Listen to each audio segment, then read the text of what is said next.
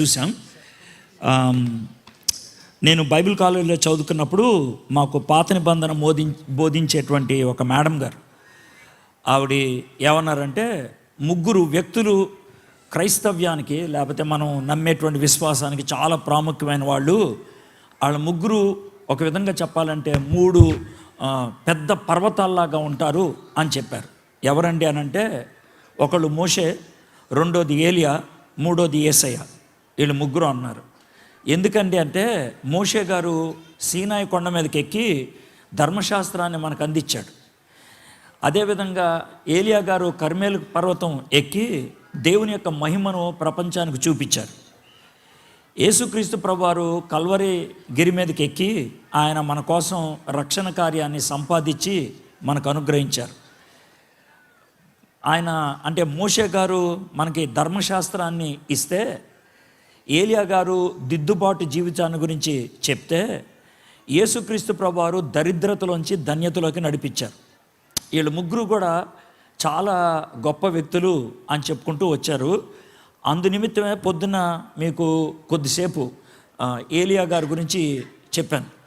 అయితే ఇప్పుడు కూడా ఏలియా గారి గురించి చెప్దాం అని అనిపించింది, కానీ ఎందుకో నా హృదయంలో చాలా భారంగా అనిపించి మోషే గారి గురించి మీ అందరికీ ఉపయోగపడే విధంగా మోషే గారి జీవితంలో చిన్న సన్నివేశాన్ని అది ఈరోజు మనం తెలుసుకుంటే బాగుంటుంది అని అనిపించింది. ఎందుకు అని అంటే కనుక, మనకి కొన్ని ప్రశ్నలు ఉండిపోతూ ఉంటాయి. దాన్ని ఎవరిని అడగటానికి ఇష్టపడం. ఆ ప్రశ్నలకు ఈరోజు మనం చూసేటువంటి వాక్య భాగంలో జవాబు దొరుకుద్దని నేను నమ్ముతున్నాను. ఏంటి ఆ ప్రశ్నలు అంటే, అయ్యా నేను విశ్వాసంలోకి వచ్చాను, ప్రభువులో ఎదుగుతూ ఉన్నాను, వాక్యం ధ్యానం చేస్తూ ఉన్నాను, ప్రార్థన కూడా చేసుకుంటూ ఉన్నాను, కానీ శ్రమలు ఎక్కువైపోతున్నాయి, కష్టాలు ఎక్కువైపోతున్నాయి, ఒక విధంగా ఒత్తిళ్ళు ఎక్కువైపోతున్నాయి. ఎందుకంటారు? ఇది ఎలా జరుగుద్ది అంటారు? ఇది అసలు ఎందుకు జరుగుతుంది అంటే, మనం పాపం చేస్తే జరుగుద్ది కదా మనకు తెలిసినంత మట్టుకు. మరి నేను అలాగా పాపం ఏమీ చేయట్లేదు, మా ఇంటి పక్కన వాళ్ళు బాగానే ఉంటున్నారు కానీ నేనే ఎలా ఉంటున్నాను, మా ఇరుగు పొరుగు వాళ్ళు బాగానే ఉంటున్నారు కానీ నాకే ఎలాగ ఉంటుంది, ఎందుకంటారండి అని ఓ ప్రశ్న ఉంటుంది. అది ఈరోజు మనం జవాబు తెలుసుకోవడం మంచిది. రెండోది ఏంటంటే, మరి దేవుడు సర్వజ్ఞాని కదా, ఆయన అన్నీ తెలిసినోడు కదా, ప్రార్థన చేయి ప్రార్థన చేయి ప్రార్థన చేయి అంటారు. ఎందుకు సార్ అంతసారి ప్రార్థన చేయటం? ఆయనకి చూడా, ఓసారి చెప్తే వినబడదా ఆయనకి? ఓసారి చెప్పుకోవచ్చు కదా, ఆయన చెప్తే వినొచ్చు కదా, మనం చేయొచ్చు కదా. పదే పదే ప్రార్థన చేయి, జవాబు వచ్చేదాకా ప్రార్థన చేయి, బాగా ఉపవాసం ఉండి ప్రార్థన చేయి, ఇలా ఎందుకు చెప్తారు సార్?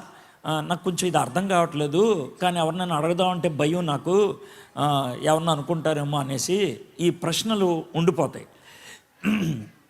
ఈ రెండు ప్రశ్నలకు ఈరోజు మనం జవాబు తెలుసుకోవడానికి ప్రయత్నం చేద్దాం. అయితే బైబిల్లోంచి ఒక అధ్యాయాన్ని ఈరోజు మనం ధ్యానం చేస్తాం. ఒక పూర్తి అధ్యాయం, చిన్నదే, అది 16 వచనాలు కలిగినటువంటి అధ్యాయం. నిర్గమకాండం 17వ అధ్యాయం. నిర్గమకాండం 17వ అధ్యాయం తీయండి. దీన్ని మనం ధ్యానం చేయబోతున్నాం.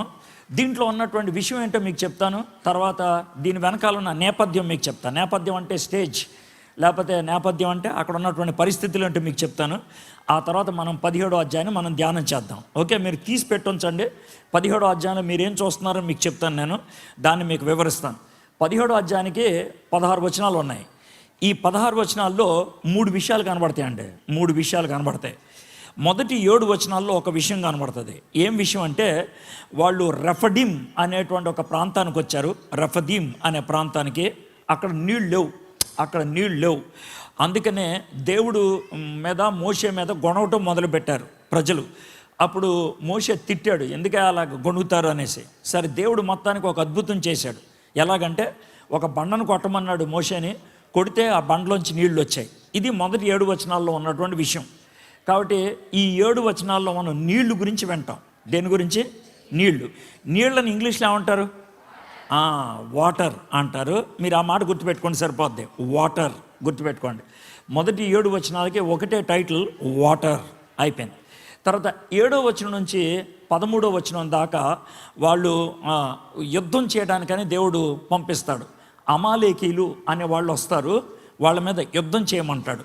అయితే ఆ యుద్ధం కూడా చాలా విచిత్రంగా జరుగుతుంది. మోషే ఏమో కొండ మీద ఉండి చెయ్యి పైకి ఎత్తితే వీళ్ళు యుద్ధం గెలుస్తారు, చెయ్యి కింద పడిపోతే వాళ్ళు యుద్ధం ఓడిపోతారు.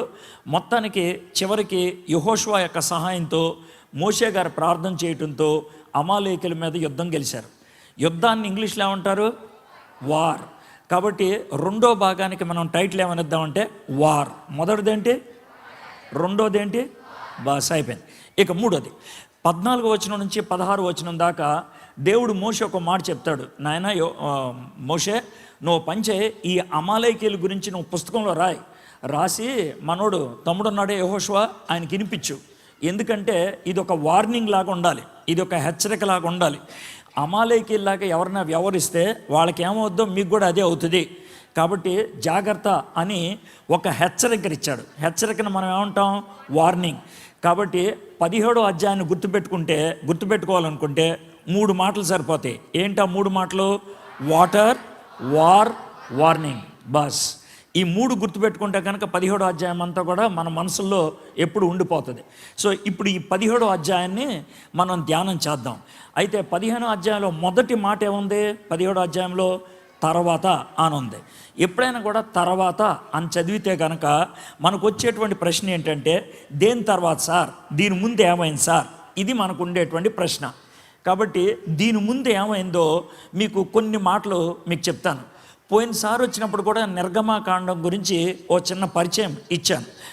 మరి మీరు కొంతమంది గుర్తుందో లేదో కానీ 2 పరిచయాలు ఇస్తాను త్వరగా. ఒకటి ఏంటంటే నిర్గమాకాండం 40 అధ్యాయాలు గుర్తుపెట్టుకోవడానికి ఓ 10 మాటలు చెప్తాను. దాంతో నిర్గమాకాండం 40 అధ్యాయాలు కూడా మీకు గుర్తుంటుంది. ఇది మొదటిది చేస్తా. రెండోది ఏంటంటే తర్వాత అనే మాట ఉంది కదా 17వ అధ్యాయంలో. కాబట్టి దానికి ముందు జరిగినటువంటి ఒక 2-3 నెలల ముందు జరిగినటువంటి విషయాలన్నీ ఒకసారి చిన్న స్టోరీ లాగా చెప్తా. దాని తర్వాత ఇది జరిగిందనే విషయం మనకి అర్థమవుతుంది. ఇప్పుడు నిర్గమాకాండం అనే దానికి మనం సింపుల్గా చెప్పాలంటే నిర్గమం అంటే బయటికి వెళ్ళటం అని అర్థం. దేవుడు ఇశ్రాయేలుని ఐగుప్తీ బానిసత్వంలోంచి బయటికి తీసుకొచ్చాడు. ఎగ్జిట్ అని అప్పుడప్పుడు మనం బిల్డింగుల బయట బోర్డులో చూస్తాం కదా, అంటే ఎగ్జిట్, బయటికి వెళ్ళటానికి అనేది. ఎగ్జిట్ అన్నదాన్నే గ్రీక్ భాషలో ఎక్సోడస్ అంటారు, అంటే బయటికి వెళ్ళు అని అర్థం అనమాట. దేవుడు బానిసత్వంలోంచి ఇశ్రాయేలుని బయటికి తీసుకొని వచ్చాడు, అది విషయం. అయితే బయటికి తీసుకురావడానికి ఆయన చేసినటువంటి పని ఏంటి, ఎలా జరిగింది, ఇదంతా కూడా మనకు 40 అధ్యాయాల్లో ఇచ్చారు. ఈ 40 అధ్యాయాల్ని 10 మాటల్లో మీకు చెప్పేస్తే చాలా సులభంగా గుర్తుంటుంది. మొదటి 2 అధ్యాయాల్లో ఇశ్రాయేలీలు బానిసత్వంలో ఉన్నారు. మొదటి 2 అధ్యాయాల్లో ఇశ్రాయేలీలు బానిసత్వంలో ఉన్నారు. అందుకనే మొదటి 2 అధ్యాయాలకు నేను ఇచ్చే టైటిల్ ఐగుప్తీ బానిసత్వం. 3వ అధ్యాయం నుంచి 6వ అధ్యాయం దాకా ఆ బానిసత్వంలోంచి బయటికి తీసుకురావడానికి దేవుడు ఒక హీరోని, ఒక వ్యక్తిని, ఒక ప్రవక్తని, ఒక మహా మనిషిని సిద్ధపరిచాడు. ఆయనే మోషే. కాబట్టి నా 2వ టైటిల్ హీరో సిద్ధం. ఐగుప్తీ బానిసత్వం, హీరో సిద్ధం. 7వ అధ్యాయం నుంచి 11వ అధ్యాయం దాకా 9 తెగుళ్ళు పంపించడం ద్వారా ఫరోతో దేవుడు యుద్ధం మొదలుపెట్టాడు.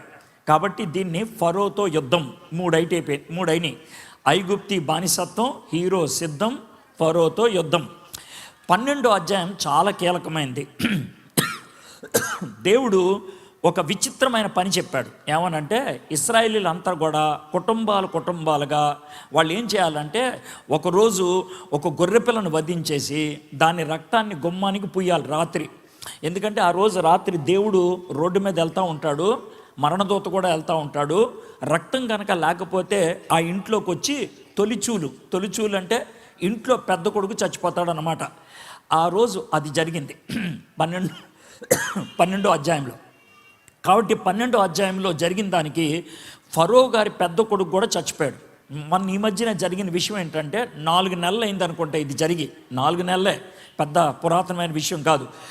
ఐగుప్తు దేశంలో పురాతనమైనటువంటి ఒక శవం దొరికింది. శవం అంటే మీకు ఎలా చెప్పాలి, మమ్మీ అని అంటారు. మమ్మీ అంటే అమ్మ కాదు.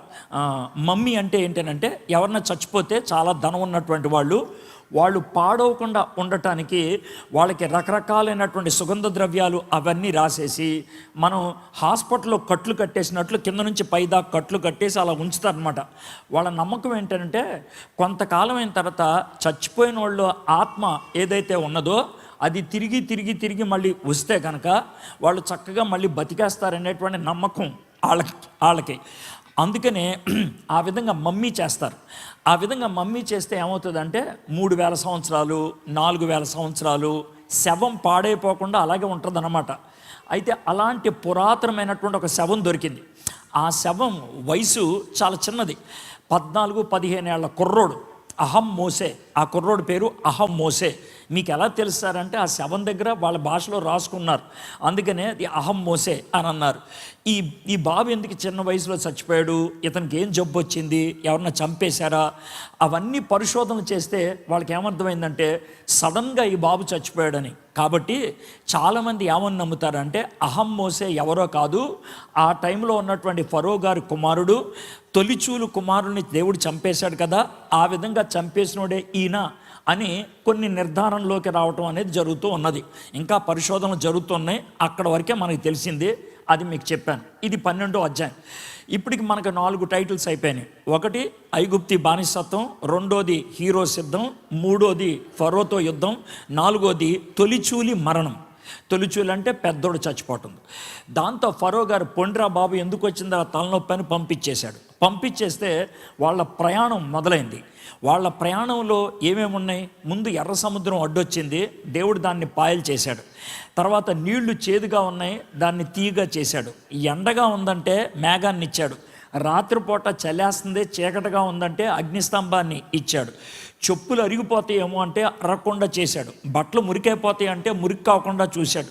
దేవుడు ఈ విధంగా అరణ్య ప్రయాణాన్ని సుఖవంతం చేశాడు. ఆకలేస్తుందంటే మన్నానిచ్చాడు, చిరాగ్గా ఉంది ప్రతిరోజు మన్నానే తినాలంటే దేవుడు పూరీళ్ళనిచ్చాడు. ఈ విధంగా దేవుడు సకల విధాలుగా వాళ్ళకు అవసరతలను తీర్చుకుంటూ వచ్చాడు. ఇదే 13వ అధ్యాయం నుంచి 18వ అధ్యాయం దాకా. దీనికే నేను ఇచ్చే టైటిల్ అరణ్యంలో సుఖం. నిర్గమకాండం సగం అయిపోయింది, సగానికి 5 టైటిల్స్ ఇచ్చాను. ఈ 5 టైటిల్స్ గుర్తుంటే కనుక నిర్గమకాండం ఫస్ట్ హాఫ్ అయిపోద్ది. ఏంటది? మొదటిది ఐగుప్తి బానిసత్వం, రెండోది హీరో సిద్ధం, మూడోది ఫరోతో యుద్ధం, నాలుగోది చొల్లిచూలు మరణం, ఐదోది అరణ్యంలో సుఖం. ఓకే, అయిపోయింది. 19వ అధ్యాయం నుంచి 24వ అధ్యాయం దాకా సీనాయి అనే కొండ దగ్గర దేవుడు ఇశ్రాయేలీయులతో వ్యక్తిగతంగా ఒక ప్రేమపూరితమైన బంధాన్ని ఏర్పరచుకున్నాడు. ఏమన్నా తెలుసా, మీరంటే నాకు చాలా ఇష్టం, అందుకే నా భుజం మీద వేసుకొని తీసుకొచ్చాను, నా రెక్కల మీద పెట్టుకొని ఇక్కడికి తెచ్చాను, మీకోసం నేను ఏమన్నా చేస్తాను, మీరు నన్ను తప్పించి ఎవరిని ప్రేమించకూడదు, నన్ను తప్పించి మీరు ఎవరిని ఆరాధించకూడదు అని దేవుడు వాళ్ళతో ఒక బంధాన్ని ఏర్పరచుకున్నాడు. సీనాయి కొండ దగ్గర జరిగింది కాబట్టి దాని పేరు సీనాయి బంధం. 19 నుంచి 24, 25 నుంచి 31 ద్వారా దేవుడు ఏం చేశాడంటే, మోషే మరి ఇశ్రాయేల్తో బంధం ఏర్పరచుకున్నాను కదా, మనం డేరా కట్టుకుంటే, ఒక గుడారం కట్టుకుంటే నేను అప్పుడు వాళ్ళని కలుసుకోవడానికి అవుతుంది. ఆ గుడారం ఎలా ఉండాలి, ఆ గుడారం ఎలా కట్టాలి, ఆ గుడారం కొలతలు ఎలా ఉంటాయి, అవన్నీ చెప్తాను రా అని దేవుడు కొండ మీదకి తీసుకొని వెళ్ళిపోయాడు. అక్కడ 40 రోజులు ఉండిపోయాడు మోషే. ఆయన 40 రోజులు ఇవన్నీ తెలుసుకునే లోపల కింద ఉన్నటువంటి వాళ్ళకి కోపం వచ్చింది, కింద ఉన్న వాళ్ళకి టెన్షన్ వచ్చింది. సరే, ఏదేమైనప్పుడు కూడా 25వ అధ్యాయం నుంచి 31వ అధ్యాయం దాకా ప్రత్యక్ష గుడార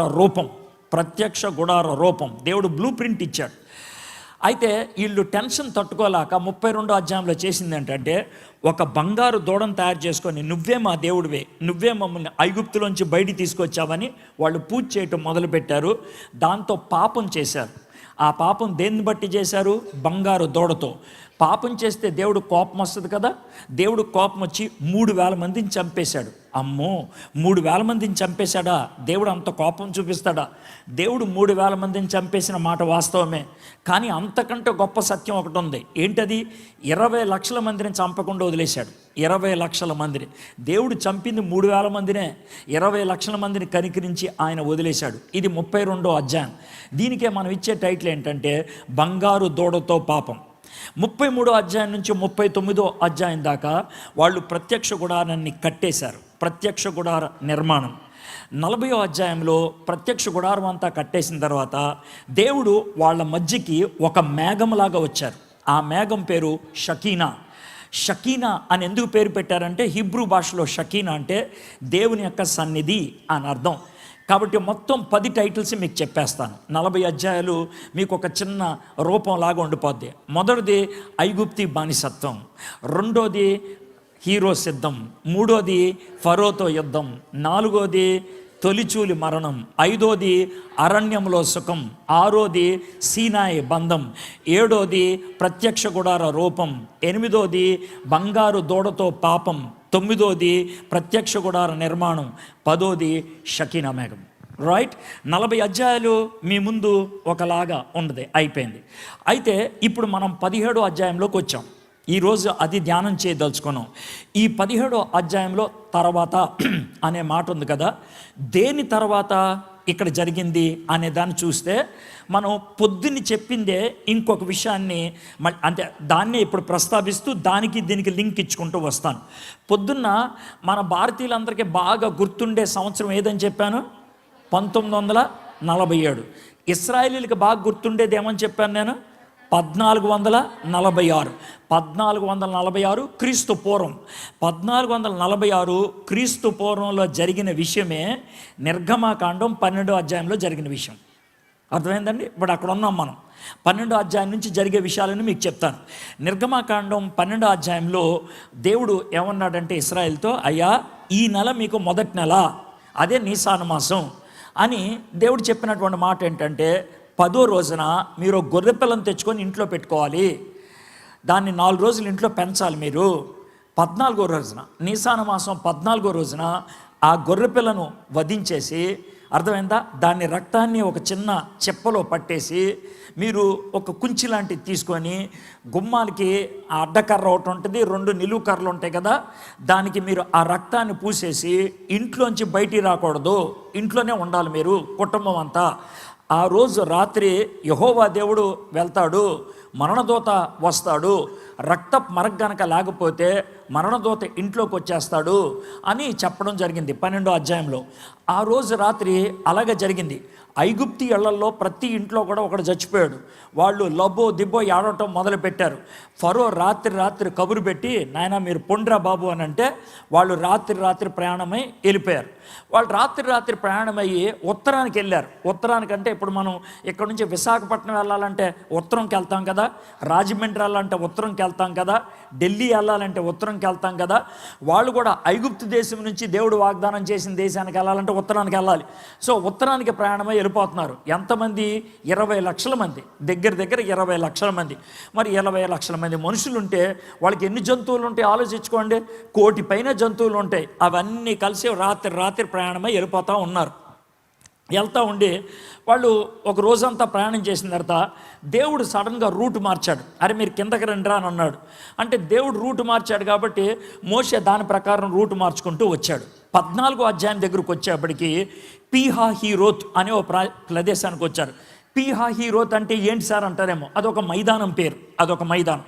అది ఎలా ఉంటుందంటే, ఈ పక్కన ఒక కొండ ఉంటుంది, ఈ పక్కన ఒక కొండ ఉంటుంది, ఇదంతా కూడా సముద్రం. వాళ్ళు అక్కడికి వచ్చి ఉన్నారు అమ్మయ్య అని.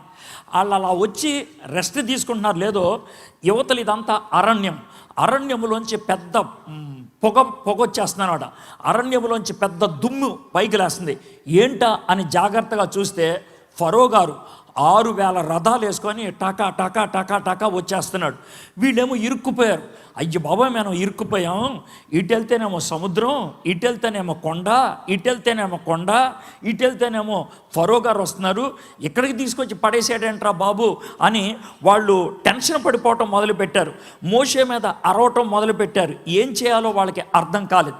అప్పుడు దేవుడు ఏమన్నాడంటే, అరే పిచ్చోళ్ళారా, ఎందుకు టెన్షన్ పడతారు, మీరు సైలెంట్గా ఉండండి, ఎందుకు టెన్షన్ పడతారా, నేను ఇక్కడికి మిమ్మల్ని తీసుకొచ్చి కావాలని పెట్టాను, ఎందుకు పెట్టావు ప్రభా మమ్మల్ని అంటే, మీరు ఆ ఫరోని ఇక్కడ తీసుకురావడానికి ఒక ఎర్ర లాంటి వాళ్ళు. ఎర్రేంటి సార్? ఎర్ర అంటే రెడ్ కాదు. అంటే ఇప్పట్లో ఉన్న వాళ్ళకి కొన్ని పదాలు అర్థం కావు. ఇదివరకు మా కాలంలో చేపలు పడటానికి వెళ్ళటానికి టైం ఉండేది మాకు. ఇప్పుడు మీకు ఎంత ఉందో టైం ఎక్కడ ఉంది? చేపలు పడటానికి వెళ్ళే టైం ఉండదు.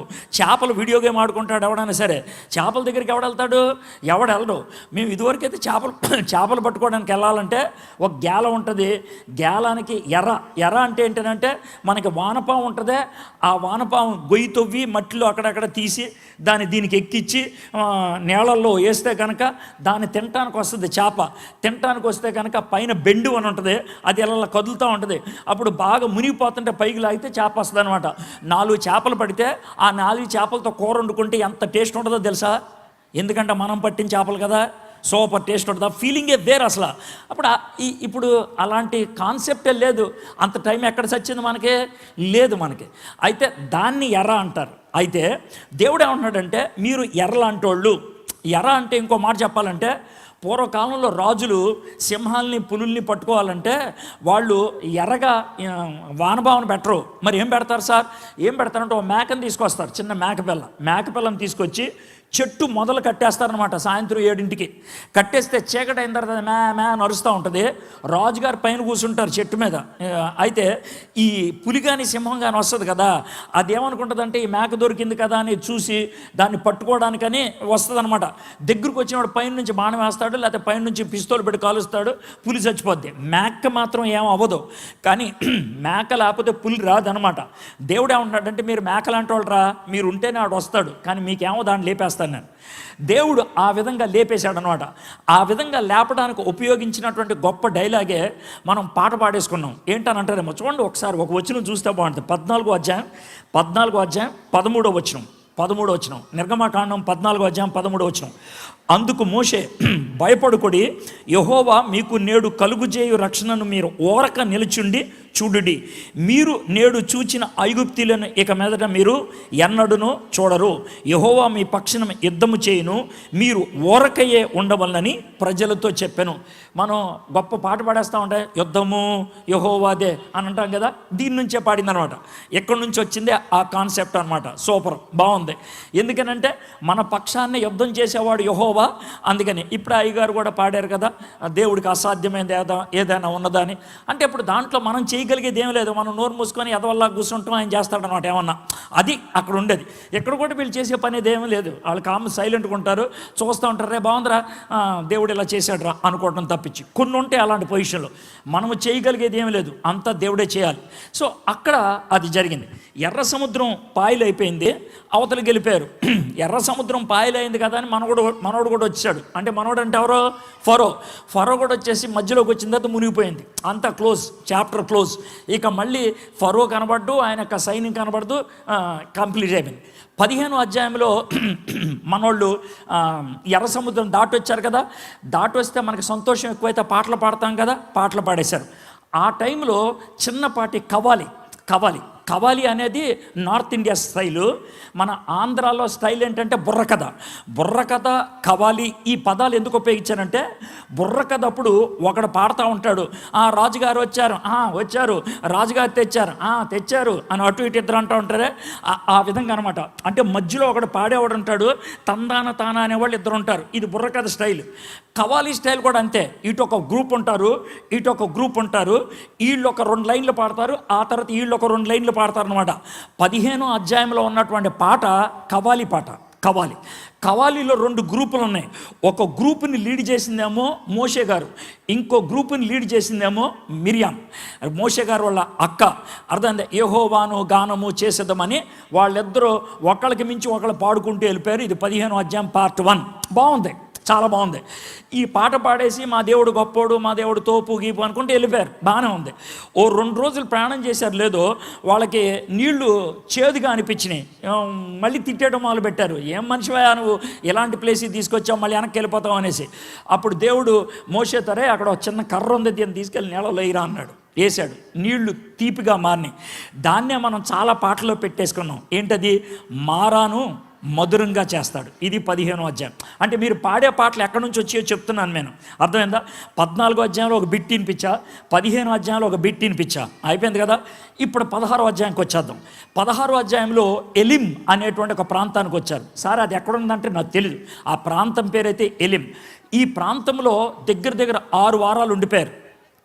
ఎందుకు ఉండిపోయారు సార్ 6 వారాలు అంటే? బాగుంది, సుఖంగా అక్కడ అంజూరపు చెట్లు ఉన్నాయంట, బావులు ఉన్నాయంట, చక్కగా నీళ్లు తాగి పండ్లు తినేసి ఉండిపోయారు. ఎన్ని రోజులు? దగ్గర దగ్గర 4-5 వారాలు. అయితే వీళ్ళు ఐగుప్తు దేశం నుంచి కట్టుకొని వచ్చినటువంటి భోజనాలన్నీ అయిపోయినాయి. ఏది గోధుమ పిండి కానీ బియ్యం పిండి కానీ అన్నీ అయిపోయినాయి. మోషే దగ్గరికి వచ్చి, అయ్యా మా ఇంట్లో బియ్యం అయిపోయినాయా, అయ్యా మా ఇంట్లో గోధుమలు అయిపోయినాయా, అయ్యా మా ఇంట్లో బార్లీ అయిపోయినాయా అన్నాడు. అంటే దేవా వీళ్ళకి తిండి లేదు ప్రభా, ఏం చేయమంటావు అంటే, అది జాగ్రత్తమైన పొద్దున్నే సూర్యుడు ఉదయించక ముందే అందరు లేచిపోవాలి. లేచిపోయి అందరూ కూడా చెప్పలు రెడీ చేసుకోవాలి. రెడీ చేసుకుంటే మీరు బయటికి రావాలి. ఇంట్లోంచి బయట రాగానే పైన నుంచి మంచు కురిసినట్టు కురుస్తుంది. ఆ కురిసిన దాన్ని డేక్షాలు ఎత్తేసుకోవాలి, గిన్నెల్లో ఎత్తేసుకోవాలి. ఎవడెంత తింటాడో అంత ఎత్తేసుకోవాలి. పొద్దున్నుంచి సాయంత్రం దాకా 3 సార్లు తింటారు, 4 సార్లు తింటారు. సరిపడేది ఎత్తి పెట్టుకొని ఉంచుకోవాలి. అర్థమైందా? ఎక్కువ ఎత్తి పెట్టుకోకూడదు. ఎక్కువ ఎత్తి పెట్టుకుంటే సాయంత్రం నువ్వు డిన్నర్ చేసిన తర్వాత మిగిలిపోయిందంతా కూడా కుళ్ళు కంపు వస్తుంది. దాన్ని ఏం చేయాలో అర్థం కాదు. కాబట్టి ఎత్తుకోవద్దు, కావలసినంత మాత్రం ఎత్తుకోండి అని అన్నారు. అంటే సరే అని అన్నారు. వీళ్ళు ఎత్తుకుంటున్నారు. ఎత్తుకునేటప్పుడు సర్వసాధారణంగా అడుగుతాం కదరా, అరే ఇదేంట్రా, నాకేం తెలుసురా, ఇదేంట్రా, నాకేం తెలుసురా, ఇదేంట్రా, నాకేం తెలుసురా, ఇదేంట్రా, ఇదేంట్రా, ఇదేంట్రా అంటా ఉన్నారు కదా. ఇదేంట్రా అన్న దాన్ని వాళ్ళ భాషలోనే మన్నా అంటారు. మన్నా అంటే ఏంటి తెలుసా? ఇదేంట్రా. మన్నా అంటే ఇదేంట్రా. మీరు ఫేస్ అలా పెట్టొద్దు, నేనేం చేయను. దాని అర్థం అది. మన్నా అంటే ఏదో పెద్ద పవిత్రమైన పదం ఏదో అనుకున్నారు. దాని అర్థం ఏంట్రా అంటే ఇదేంట్రా, అది దాని అర్థం. అర్థమైందా? కాబట్టి ఇదేంట్రా, ఇదేంట్రా, ఇదేంట్రా అని అంటే అదే దాని పేరు అయిపోయింది. ఇదేంట్రా దాని పేరు అయిపోయింది. ఆ ఇదేంట్రా అన్నదే మనం మన్నా అని అంటాం అనమాట. సో ఈ మన్నా తింటా ఉన్నారు. 2 వారాలు తిన్నారేమో మన్నా, చిరాకు వచ్చేసింది. రోజు అమ్మ అదే ఇడ్లీయా, రోజు అదే పప్ప, రోజు అదే వంకాయ కూర, రోజు అదే బీరకాయ కూర అని మనం తిడతారే, అదేవిధంగా రోజుగా ఇదేంటనా, రోజు ఇదేంటనా అని అంటే దేవుడు ఏమన్నాడంటే, సరు రేపు పొద్దున్న నేను పూరీళ్ళు ఇస్తాను అని అనేటప్పటికి మోషేకి టెన్షన్ వచ్చింది. ప్రభా మావాడు ఒకడు 10 తింటాడు ప్రభా, 10 తక్కువ తినరు, కొంతమంది 20 కూడా తింటారు పూరీళ్ళు. మా వాళ్ళు ఎంతమంది ఉన్నారు తెలుసా? 2 లక్షల మంది ఉన్నారు.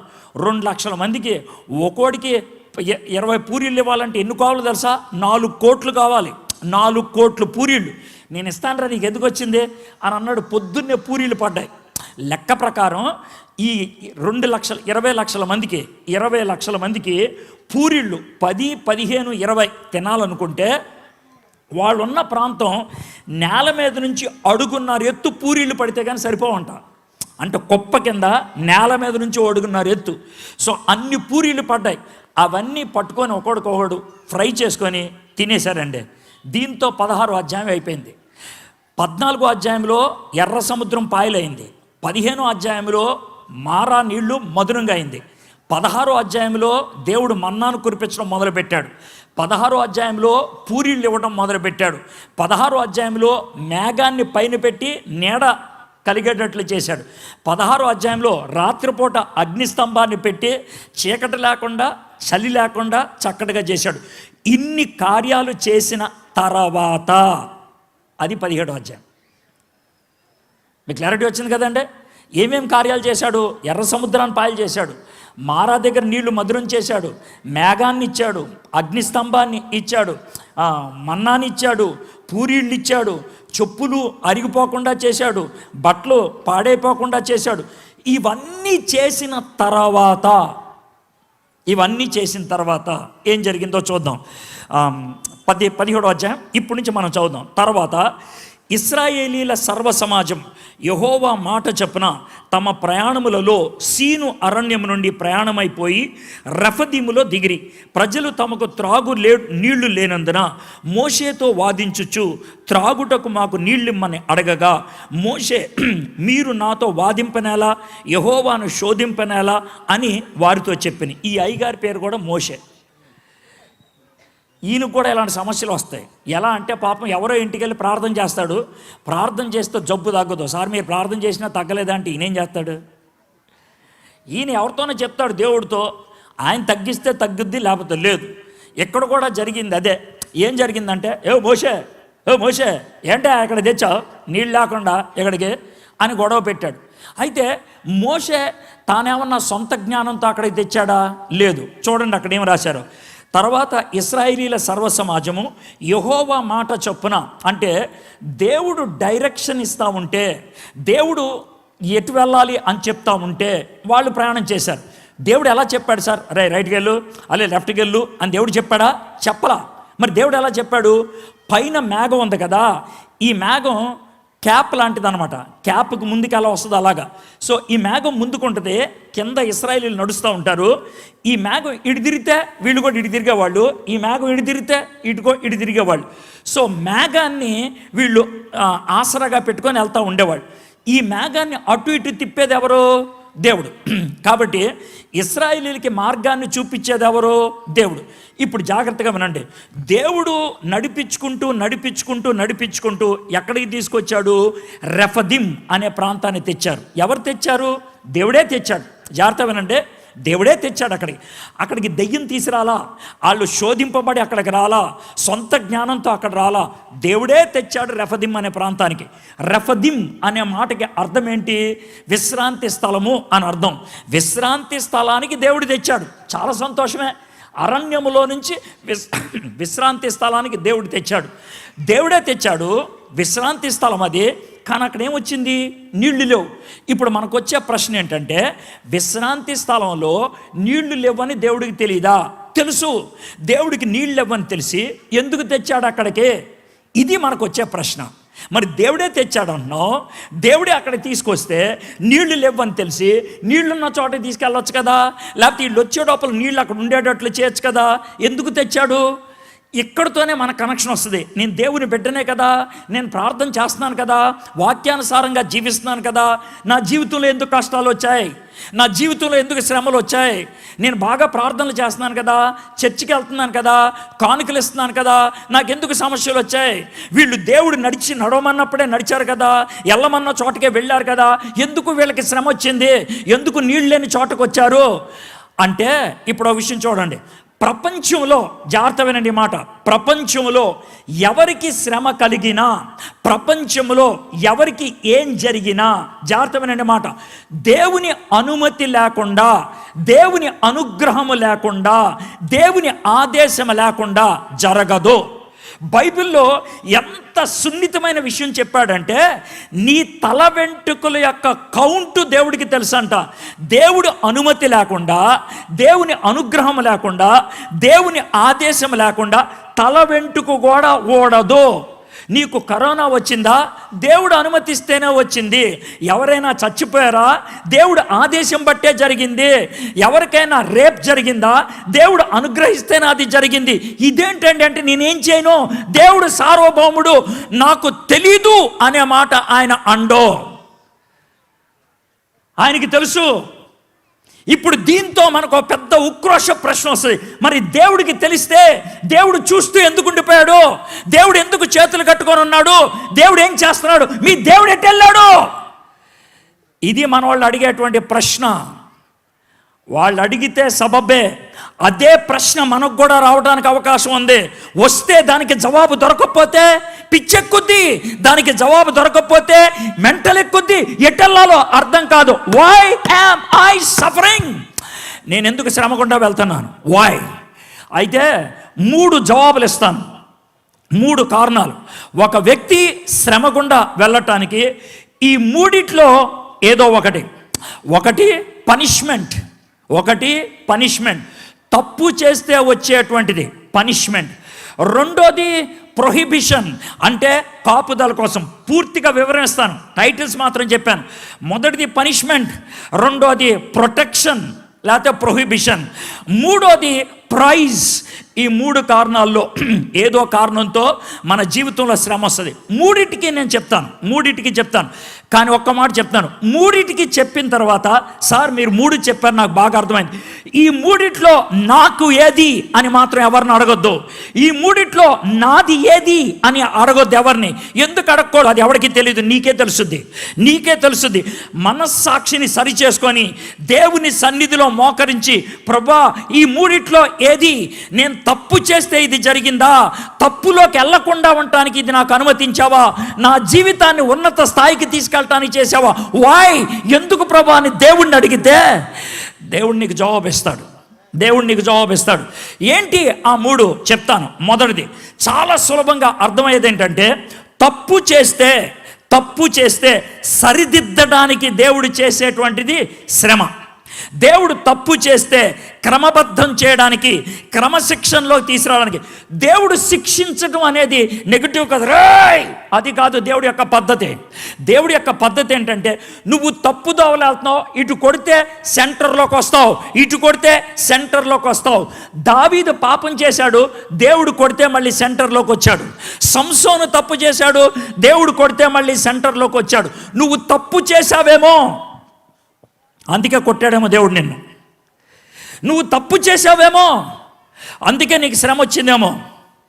అయితే తప్పు చేసినప్పుడు శ్రమ వస్తే, జాగ్రత్త వినండి, తప్పు చేసినప్పుడు శ్రమ వస్తే దేవుణ్ణి కోరాల్సిందేంటి? దేవుణ్ణి కోరాల్సింది ఒకటే, కనికరము. ఏం కోరాలి? దావీదు కనికరాన్ని కోరాడు, దేవా కనికరము చూపించు నా మీద. సంసోను కనికరాన్ని కోరాడు, ప్రభా నన్ను క్షమించు, నన్ను కనికరించు అని. తప్పు చేసినట్లు నీకు అర్థమైతే, తప్పుకి శిక్షగా ఈ శ్రమ వచ్చినట్లయితే, ప్రభా నన్ను కనికరించు. ఇది మొదటిది. రెండోది, నువ్వు ఏ తప్పు చేయలేదు కానీ నీకు శ్రమ వచ్చింది, ప్రార్థన చేయి, తప్పులేదు. ఎందుకు వచ్చింది ప్రభా ఈ శ్రమ? పౌలు ఆ విధంగా ప్రార్థన చేశాడు, ప్రభా నాకెందుకు పెట్టావు ఈ ముళ్ళు, నాకెందుకు వచ్చింది ఈ ముళ్ళు కారణం ఏంటి, ఈ ముళ్ళు తీసేయి అని అడిగాడు. దేవుడు అన్నాడు, నేను ముళ్ళుని తీయను అని అన్నాడు. 3 సార్లు అడిగాడు, నేను తీయను అన్నాడు. ఎందుకు తీయవు ప్రభా? ఈ ముళ్ళు తీస్తే నీకు 2 సమస్యలు ఉన్నాయి. ఏంటి ఆ 2 సమస్యలు? ఒకటి, ఈ ముళ్ళు తీసేస్తే నీకు ఏ జబ్బు లేకపోతే ప్రజలంతా కూడా నిన్ను దేవుడు అనుకుంటారు. అమ్మో ఆ డేంజర్ ఉందే. ఈ ముళ్ళు తీసేస్తే నా అవసరత నీకు ఉండదు కాబట్టి నువ్వు నా దగ్గర రావడం మానేస్తావు. అమ్మో ఈ సమస్య ఉందా? ఈ రెంటితో నువ్వు ఉప్పొంగిపోతావు. ఉప్పొంగిపోకుండా ఉండటానికి ఈ ముళ్ళు పెట్టాను. అయితే అప్పుడు దేవా ఈ ముళ్ళుని నేను భరించడం ఎలాగా, ఈ ముళ్ళుని నేను తట్టుకోవటం ఎలాగా అంటే, దేవుడు ఏమన్నాడు తెలుసా? నా కృప నీకు ఇస్తాను. తప్పు చేస్తే దేవుడిని అడగాల్సిందేంటి? కనికరం. తప్పు చేయలేదు, దేవుడు నిన్ను కాపుదల కోసం చేస్తున్నట్లయితే దేవుడిని మనం ఏం అడగాలి? కృప. కృప అంటే ఏంటో మీకు చెప్తా, జాగ్రత్త, మీకు అర్థమయ్యే భాషలో. కృప అంటే ఉన్న నొప్పిని తట్టుకునేటట్లు చేయటం, చేయటం. ఓ చిన్న సీన్ చెప్తాను. మా చిన్న పాప పేరు షైని. ఒకసారి అది స్కిప్పింగ్ చేస్తూ ఉంటే దాని కాలుకి గాజు పెంకు గుచ్చుకుంది. అయితే రక్తం వచ్చేస్తుంది. మమ్మీ అని కుంటుకుంటూ వస్తే అమ్మమ్మ రక్తం వస్తుంది అని కూర్చోబెట్టి దాన్ని, అర్థమైందా, కాలు కింద తుడిచి చూస్తే గాజు పెంకు ఉన్నది. పిన్ను పట్రా అంటే ఇది అప్పటికే అరిసేస్తుంది. అమ్మ అరవద్దు నేను నెమ్మది తెస్తా అని ఆ పిన్నుతో గాజు పెంకిని ఇలా అంటే భయంకరంగా నొప్పి వస్తుంది. అది అరుస్తూ ఏమని తెలుసా? మమ్మీ వదిలేయ్ నేను భరించలేనని. వదిలేయగలుగుతాం మనం? వదిలేయలేం. గుర్తుపెట్టుకోండి, గాజు పెంకు తీయటం నొప్పే. తీయకపోతే నొప్పి కాదు, సావే. మీకు అర్థమైందా? గాజు పెంకు తీయటం నొప్పే, కానీ తీయటం మానేస్తే చావే. సెప్టిక్ అయితే జరిగేదేంటి? చావే. కోసి పడేయాలి. అప్పుడు నా భార్య నన్ను పిలిచింది, దాన్ని పట్టుకో అంటే నేను పట్టుకొని దాన్ని బుజ్జగిస్తూ ఉంటే, దాంతో మాట్లాడుతూ ఉంటే ఆ గాజు పెంకు తీశారు.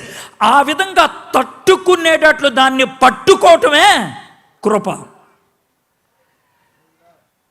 దేవుడు మన జీవితంలో నొప్పిని అనుమతిస్తాడో, ఎందుకు అనుమతిస్తాడో తెలుసా? ఆ నొప్పి లేకపోతే చావు వస్తుంది మనకి, ఆ నొప్పి లేకపోతే దరిద్రం వస్తుంది, ఆ నొప్పి లేకపోతే భయంకరమైన పరిస్థితి వస్తుంది. దేవుడు పట్టుకుంటాడు ఆ టైంలో కృపతో. తప్పు చేస్తే వస్తే శ్రమకి కనికరం కావాలి, తప్పులోకి వెళ్లకుండా ఉండేటువంటి దానికి శ్రమకి దేవుని యొక్క కృప కావాలి. ఇక మూడోది ఏంటి తెలుసా? దేవుడు మన జీవితంలో పైకి తీసుకెళ్ళాలి అనుకుంటే కూడా దేవుడు శ్రమను అనుమతిస్తాడు. ఒక చిన్న సీన్ మీకు ముందు చూపిస్తాను. ఇది బైబిల్లో జరిగిన విషయమే, మీకు కొద్దిసేపటికి అర్థమైపోద్ది. ఓ పెద్ద ఆయన సాయంత్రం అయిన తర్వాత రే కొంచెం పనులు అవి చూసుకోండి, నేను అట్లా వెళ్తాను, అలా వెళ్ళి కొద్దిసేపు ప్రార్థన చేసుకొని వస్తాను అంటే, అలా అయ్యారు వెళ్ళండి అని అన్నాడు. ఈ పెద్ద ఆయన కొంచెం తుప్పల్లోకి వెళ్ళాడు. ఆవిడ పెద్ద రాయి ఉంది, ఆ రాయి పక్కన మోకరించారు, తల పైకెత్తాడు. ఎల్ షడాయ్ ఎలోహిం అదోనాయ్ అనే ప్రార్థన చేస్తున్నాడు. ఆయనకు వచ్చిన భాష అదే, ఆయన చేయగలిగే ప్రార్థన అదే. ఎల్ షడాయ్ ఎలోహిం అదోనాయ్ అని చెప్తా ఉన్నాడు. పైనుంచి స్వరం వినబడింది, అబ్రహాము అనగానే ఈయన ఒక్కసారి వణికిపోయారు. అదోనాయ్ అబ్రహాము నువ్వంటే నాకు చాలా ఇష్టం. బాగున్నావు కదా? బాగున్నాను అదోనాయ్, బాగున్నాను. ఏంటి అబ్రహాం ఎలా ఉన్నావు? బాగున్నానయ్యా. చిన్నోడు ఎలా ఉన్నాడు? చిన్నోడు పెద్దోడైపోయాడయా, బాగున్నాడు. మరి నువ్వు ఒక చిన్న పని చేసి పెట్టాలి నాకు అబ్రాహాము. ఏంటయ్యా చెప్పండి, మీరు ఏ పని చేయమన్నా చేస్తాను. నాకు తెలుసయ్యా, నువ్వు నా మిత్రుడివి, నువ్వు ప్రాణమిత్రుడివి, నువ్వు ఏం చేయమంటా చేస్తావు నాకు తెలుసు. నువ్వేం చేయాలి తెలుసా? రేపు పొద్దున్నే చీకటితోనే నువ్వు నీ చిన్న కొడుకు, చెప్పండి అయ్యగారు, నువ్వు నీ చిన్న కొడుకు, నేను ప్లేస్ చూపిస్తాను, అక్కడ మీరు నన్ను ఆరాధించాలి. అంతే కదా? చాలా సంతోషం అయ్యా, ఖచ్చితంగా చేస్తాం. బలులు అర్పించాలి, అంతే కదా? ఖచ్చితంగా చేస్తామయ్యా అని అదరే గారు రేపు పొద్దున్న చీకటితో నేను ఆ పని చేస్తాను, నేను ఇంటికి వెళ్తాను గబగబా, మరి అన్నీ రెడీ చేసుకుంటాను అని ఇలా తిరిగి వెళ్తా ఉంటే అబ్రహాము అని పిలిచాడు. మళ్ళీ అదోనాయ్ అయ్యా పిలిచారు. అబ్రహాం అంత తొందర ఏంటయ్యా, కొంచెం ఆగు, చెప్పండి అంటే మీరు ఉన్నారు లేదు నాకు తెలియదు కదా. ఉన్నాను నేను, నీకు ప్రాముఖ్యమైన విషయం చెప్పాలి, చెప్పండి అయ్యా.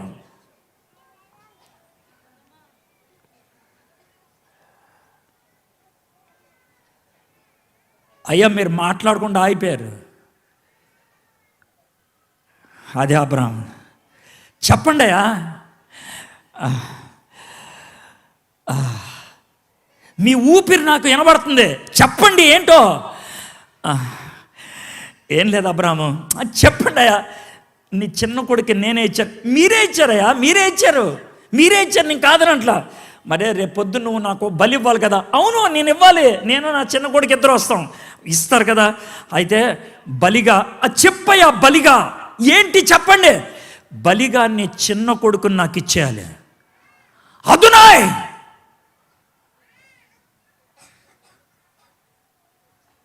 సరే ఇస్తాను, నేను ఇంటికి వెళ్తానే. కొంచెం బరువుగా కాళ్ళు అడుగులు వేసుకుంటే ఇంటికి వెళ్తూ ఉంటారు. చీకటి పడిపోయింది. డేరాలో గుడారంలో శారా గారు కొంచెం ఇలా కట్టను తీసి, అయ్యా ప్రభు చాలా చీకటి అయిపోయింది, రండి చాలా లేట్ అయిపోయింది, మీకోసం రొట్టెలు ఇచ్చేసాను, రండి తినేసేద్దరు. ఎందుకని ఇంతసేపు లేట్ అయిపోయింది? కాదమ్మా శారా. ఏంటంటే కొంచెం డల్గా ఉన్నారు. ఏం లేదు, అదోనాయ్ గారు వచ్చారు. అదోనాయ్ గారు వచ్చారా? ఏం చెప్పారు? చెప్తానులే, పద ఇంటికి పద. మరే రేపు పొద్దున్న నేను చిన్నోడు కలిసి కొంచెం దూరం వెళ్ళాలి. అవునా, ఎందుకండి? అదోనాయ్ గారు రమ్మన్నారు. అవునా, ఎందుకంట? అదే ఆయన్ని ఆరాధించి రావాలంట మేమిద్దరం. అవునా, తప్పకుండా పొద్దున్న మీకు టిఫిన్ అయి కట్టి పెట్టేస్తాను. ఎన్నింటికి వెళ్తారు? అదేలే చీకటితోనే బయలుదేరి వెళ్ళిపోతాం. మరి ఇప్పుడు రొట్టెలు చేశాను, తినేస్తారా?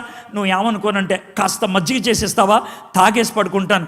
అదేంటండి, కొంచెం నాకు మగతగా ఉంది, నువ్వు ఏమనుకోవద్దు, కొంచెం నాకు మజ్జిగ ఇచ్చేసేయి అంటే మజ్జిగ తాగేసి, ఆయనకి నిద్ర కూడా పట్టట్లేదు, అలాగే ఉంది. మధ్యరాత్రిలో శారాలేసి, ఏంటండి ఇంకా చూస్తున్నానంటే, ఏమి లేదులే ఎందుకో కొంచెం నాకు నిద్ర పట్టట్లేదు కొట్టట్లేదు, పడుకున్నాడు. పొద్దున్నే 3:30కి లేచిపోయాడు. నెమ్మదిగా నడిచి బయటికి వెళ్ళిపోతుంటే, అయ్యా ఎక్కడికి వెళ్తున్నాం? అదే బలి అర్పించడానికి కట్టెలు రెడీ చేయాలి కదా, దానికోసం వెళ్తాను. అవునా, సర్లే నేను భోజనం రెడీ చేస్తాను. కట్టెలు కొట్టేయడం మొదలు పెడుతున్నాడు అబ్రాం. ఎవరో పనుడు, ఎవరదే? అయ్యగారు మీరేంటండి కట్టెలు కొడతారు? రే పరా, అయ్యగారు మీ వయసుకి కట్టెలు కొట్టకూడదు సార్, మేము కొడతాం. నువ్వు నోర్మై పోదలబో, ఈ పని నేనే చేస్తాను. ఆయన కట్టెలు కొట్టి చూసి, నా చిన్నోడిని తగలబెడతానికి కట్టెలు సరిపోతాయా? ఆడు సగం కాలితే నేను చూడలేను, వాడు సగం కాలితే నేను తట్టుకోలేను అని కట్టెలు పూర్తిగా కొట్టి, సరిపోతాయి, రే మీ ఇద్దరు రండి, మీ ఇద్దరు నాతో పాటు రండి, ఈ కట్టెలు గాడిద మీద పెట్టండి. చిన్నోడు ఎక్కడున్నాడు? అయ్యగారు కబురు పెట్టాం, వస్తూ ఉంటాడు. ఈలోకి వచ్చాడు. డాడీ రే చిన్న, ఏం డాడీ? ఏం లేదురా, రాత్రి అదోనయ్య గారు కలిశారు, చెప్పింది మమ్మీ, చాలా ఎక్సైటెడ్గా ఉంది, మన ఇద్దరం కలిసి ఆరాధించడానికి వెళ్ళాలంట కదా, ఎందరం వెళ్ళాలి డాడీ? ఏమోరా తెలియదు డాడీ. తప్పకుండా డాడీ, మరే నేను మమ్మీ దగ్గరికి వెళ్ళేసి ఒకసారి మమ్మీకి హాయ్ చెప్పేసి వస్తా. తప్పకుండా నాయన. వెళ్తా ఉంటే, బాబు ఐజాక్ డాడీ పిలిచారా? ఏం లేదురా, మమ్మీకి బాయ్ చెప్పేసిరా. డాడీ బాయ్ చెప్పేసి రావటం డాడీ? అదేరా, అదే మనం బయటకు వెళ్తున్నాం కదా. అలాగే డాడీ, బాయ్ చెప్పేసి మమ్మీ కిస్ పెట్టి వస్తాను డాడీ, మమ్మీ కిస్ పెట్టి వస్తాను. 2 రోజులు నడుచుకుంటూ వెళ్ళిపోయారు. 3వ రోజున, రే ఈ కట్లన్నీ చిన్నోడి నెత్తి మీద పెట్టండి. అయ్యగారు ఏంటి అయ్యగారు, 2 రోజులు నడిచాడు బాబు, 2 రోజులు నడిచాడు, ఈ కట్లన్నీ మోసుకొని కొండ మీదకి ఎలా ఎక్కుతాడు? రే మాట్లాడుకుని కట్లు పెట్టండి. రే డాడీ చెప్పాడు కదా కట్లు పెట్టండి రా. కట్లు నెత్తి మీద పెట్టుకొని నడుచుకుంటూ వెళ్తా ఉంటే, డాడీ ఏంట్రా? ఏం లేదు డాడీ, ఇప్పుడు కొండ మీద మనకి బల్లులు తొండలు తప్పించి ఏముండవు, ఇన్ని కట్లు తీసుకొని వెళ్ళి ఏం బలిస్తాం డాడీ? అక్కడ పైన ఏం బలిస్తాం? పైన ఏముంటాయి అక్కడ? డాడీ మీరేమనుకున్నాడు ఒక మాట చెప్పంటారా? ఈ కట్లన్నట్లు నన్ను తగలబెట్టేసి తెలుసా? అరే ఎందుకు రా మాటలేదు, పద పైకి పద. పైకి వెళ్ళిన తర్వాత, బాబు నువ్వు ఇక్కడ కూర్చో, నువ్వు నీళ్ళు తాగుతారా? నువ్వు నీళ్ళు తాగరా? ఎందుకు నువ్వు నీళ్ళు తాగరా? నీళ్ళు తాగు, నువ్వు అక్కడ కూర్చో. ఈయన ఈలోగా బలిపీఠం రెడీ చేశాడు. బలిపీఠం డాడీ, బలిపీఠం ఇలా ఏది ఉంటుంది డాడీ? 6 అడుగులు పొడవు, 3 అడుగులు వెడల్పు. నాకు తెలుసురా, నాకు తెలుసు నా బలిపీఠం ఎలా ఉండాలో అని చెప్పి దగ్గరకు వచ్చి ఐజాక్ని లేపి గట్టిగా కౌగిలించుకొని చెవులో ముద్దు పెడితే, డాడీ లేదురా, అదోనయ్య గారు బలిమ్మంది నిన్నే డాడీ, అందుకే రా నీళ్ళు తాగమందే. నీ గొంతుకు మీద కత్తి పడితే దిగిపోవాలి జాగ్రత్తగా, టైం పట్టకూడదు, అందుకే నీళ్ళు తాగమన్నాను.